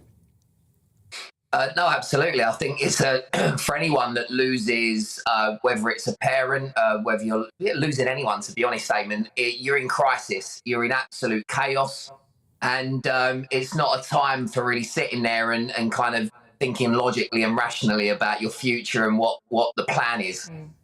So without people with that prior experience and knowledge to come along really and offer counselling and offer their services, to be able to just hold space for you, because you're not going to get it after 1 or 2 sessions. It's something that takes, ask anyone who's bereaved. It takes years to find your feet again, or to even feel like you're sort of even halfway there. So, no, without Grief Encounter, I guess I wouldn't have done the job that I think I've done with the boys. And, we have so much to be grateful for. And that's why I'll always fundraise for them. Jeff, such an amazing attitude, and so many people always so impressed with how you handled the whole thing so publicly as well. Just tell us a little bit about what your sons say about the charity. Presumably they benefited a huge amount as well after losing their mum from the support of the charity. Yeah, the boys have done lots of things for Grief Encounter as well. Bobby actually ran with me last year. He's not able to do it this time. So they understand about the fortunate position, and it sounds strange for me to say the fortunate position, but the fortunate position they're in, where they have the ability to give back, and they enjoy doing things like that. On Sunday, I hosted a walk and talk event where 80 people came along on Mother's Day, and it wasn't just for mums that were here that we could celebrate, but it was actually, more indicative for the boys, really. It was about the mums that had maybe lost children. It was about people that had lost their mums. It was about mums that didn't have their children, they'd lost them at any stage. And I'm proud to do those things, and I'm proud that the boys want to be a part of those things, because I just think that makes us fairly decent human beings, and that's what, as parents, we're all looking to raise, isn't it? And I think absolutely brilliant in that human way, just realising the significance of Mother's Day for those whose mothers are no longer with them, and for you to be able to recognise that. When you run around London on this half marathon, what will you see, my friend? Well, look, you'll see a little bit of everything. All the landmarks. That's why they call it London Landmarks, apparently. And yeah, do you know what? I'm going to be seeing a lot of the floor, and I'm going to be doing a lot of heavy breathing. But I've been out, as you can see. There is some proof. Look, that's the last one that Bobby and I had done with my friend Sean, who, as you can see, lost both of his legs. And if he can run it, and if I can kind of tow along in his weight, in his path, he struggled with the cobbles. It's really interesting. When you run it with someone who runs from a completely different perspective, it makes you firstly appreciate your ability to put one foot in front of the other, but also that yeah, for anyone without their legs running on blades, as amazing as the technology is, cobbles were an absolute nightmare for him. So I think that's why I mentioned it straight away. Avoid the cobbles. Jeff, lovely to talk to you. We've got to break off. Grief Encounters is the charity. The half marathon is on this Sunday. Look them up on the internet if you want to support. Wish me luck. Thanks. Good and luck. good luck. You don't need that. You don't need that. But anyway, lovely talking to you, son. Thank you.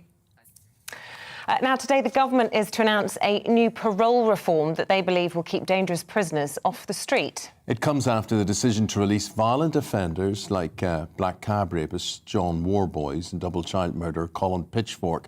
So the Justice Secretary and Prime Minister Dominic Raab believes this is about restoring public confidence by blocking the release of people like this. And he joins us now. Justice Secretary, good morning to you. Thanks for your time. So really, you're now looking at the public and you're saying, you can trust us, you can trust the parole system because it's going to look out for your concerns. Well, I think it's reasonable to say that with the cases that you highlighted, but there are others, that the parole decision-making process, which works fine for the vast majority of cases, in the most serious ones has become a little bit adrift from its moorings. It should be focused overridingly on public protection. It has become more of a balancing exercise, between public protection and the rights of offenders. We want to re-anchor it back into its core purpose. We want to make public protection the overriding priority. And I also want to see victims' voices heard more clearly, more loudly, and their role to be reflected more centrally. So I'm going to set out proposals today for reform that we will enact. They'll deal with the criteria for release, the composition of the parole board. They'll deal with things like the top tier of cases and the necessity for a ministerial check, but also will deal with things like the role of victims during that process. As the Justice Secretary, you'll be pleased to see the Metropolitan Police issuing this first tranche of fines in relation to the Partygate scandal. You'll have seen, though, the headlines this morning. For example, this in the Eye, PM in denial over the fines. Why can't the Prime Minister admit that the law was broken at Number 10 in Whitehall? Look, in relation to 20 cases, it's clear that the law was breached. That's why the fixed penalty notice has been handed down. The Metropolitan Police investigation is ongoing, and we'll obviously respect and fully cooperate with it, as we've said all along. And I think more generally, the PM has taken action based on the Sue Gray interim report. He said he takes responsibility for the things that went wrong. He's overhauled Number 10. There's been a range of people that have left.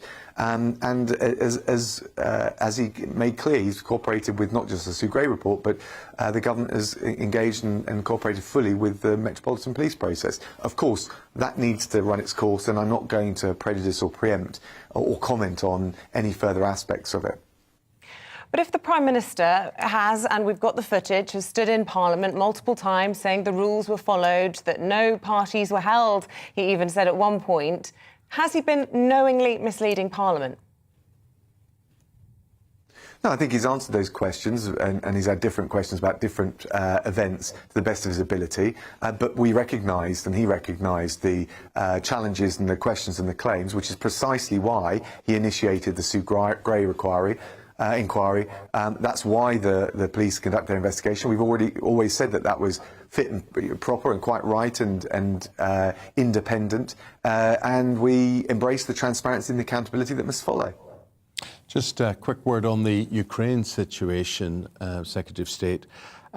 So the Russians say, right, we're going to scale back our forces here in order to build trust.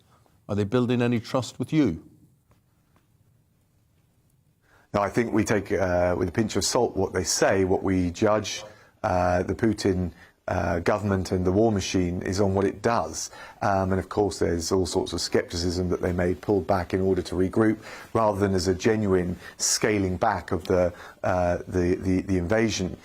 So as I said, the door for diplomacy is always left ajar, but I think there's a high level of mistrust of the Putin government and indeed what they say. We've seen so much misinformation from the Kremlin on this and many other issues that I think that's only the sober and correct course in response. Thank you. We've got to leave it there. A busy day for you. Thanks for taking time to speak to us there. That's the Deputy Prime Minister and the Justice Secretary, Dominic Raab. And I should point out, too, which will make you very happy today, Mr. Raab, you are my MP. How good does that make you feel? There you are. Very that good. says it all. That says it all. Where do you live? Oh, can't say that in public. Not far from you. Put it like that. Anyway. That's it from us. Up next, Tom Harwood has the briefing, and we'll be back tomorrow bright and early. See you then. Thanks for watching. Good morning. Alex Deakin here with your latest weather update. Winter is making a comeback, turning much colder for all of us over the next couple of days. An ice risk this morning and some places seeing some snow, all courtesy of this weather front. It's a cold front introducing colder air across the northern half of the country today, but spreading to all parts by tomorrow. It's got a bit of a wriggle on it, a bit of a ripple, and where we see that could bring some snow for places through this evening and overnight. Back to this morning, we have some snow falling across northeast Scotland. There is a Met Office warning here for snow and ice. Then we have this zone of rain over northern England, Northern Ireland and North Wales, slowly pushing southwards. So Northern Ireland brightening up, southern Scotland seeing some sunny spells. The rain heading into the Midlands, East Anglia, maybe some snow mixed in over the Pennines later on. Much of southern England dry, just one or two scattered showers here and for South Wales, and still quite mild here, but it's already turning colder further north. Single figures this afternoon, much colder for Glasgow and Belfast compared to yesterday. And then as the cold air hits this wet weather over the Midlands, East Anglia, southern England, South Wales, we will see a mixture of sleet and snow. Even to low levels, you could wake up to a covering of snow across parts of the south. Some uncertainty about how much we're going to see. Probably won't stick around too much, but nevertheless, things could be quite slippery for Thursday morning as we see temperatures dropping down to freezing and below, even in towns and cities. A cold start then to Thursday. Still some of this wet weather across East Anglia in the southeast, so still perhaps some snow falling through the morning rush hour. And then we'll see wintry showers, so hail, sleet and some snow coming and going through the day across the east. Further west, many places with that high pressure moving in dry and bright on Thursday, but everywhere it's going to be cold. Temperatures in single figures. This time last week, we were talking about temperatures up to 20 Celsius, feeling even colder in the east with the breeze. For the details of the warnings, see the Met Office website. Tonight on GB News. At 6, it's Deebs & Co. 7 o'clock, Farage. At 8, join Mark Stein. And at 9, Dan Wootton Tonight, followed by Headliners.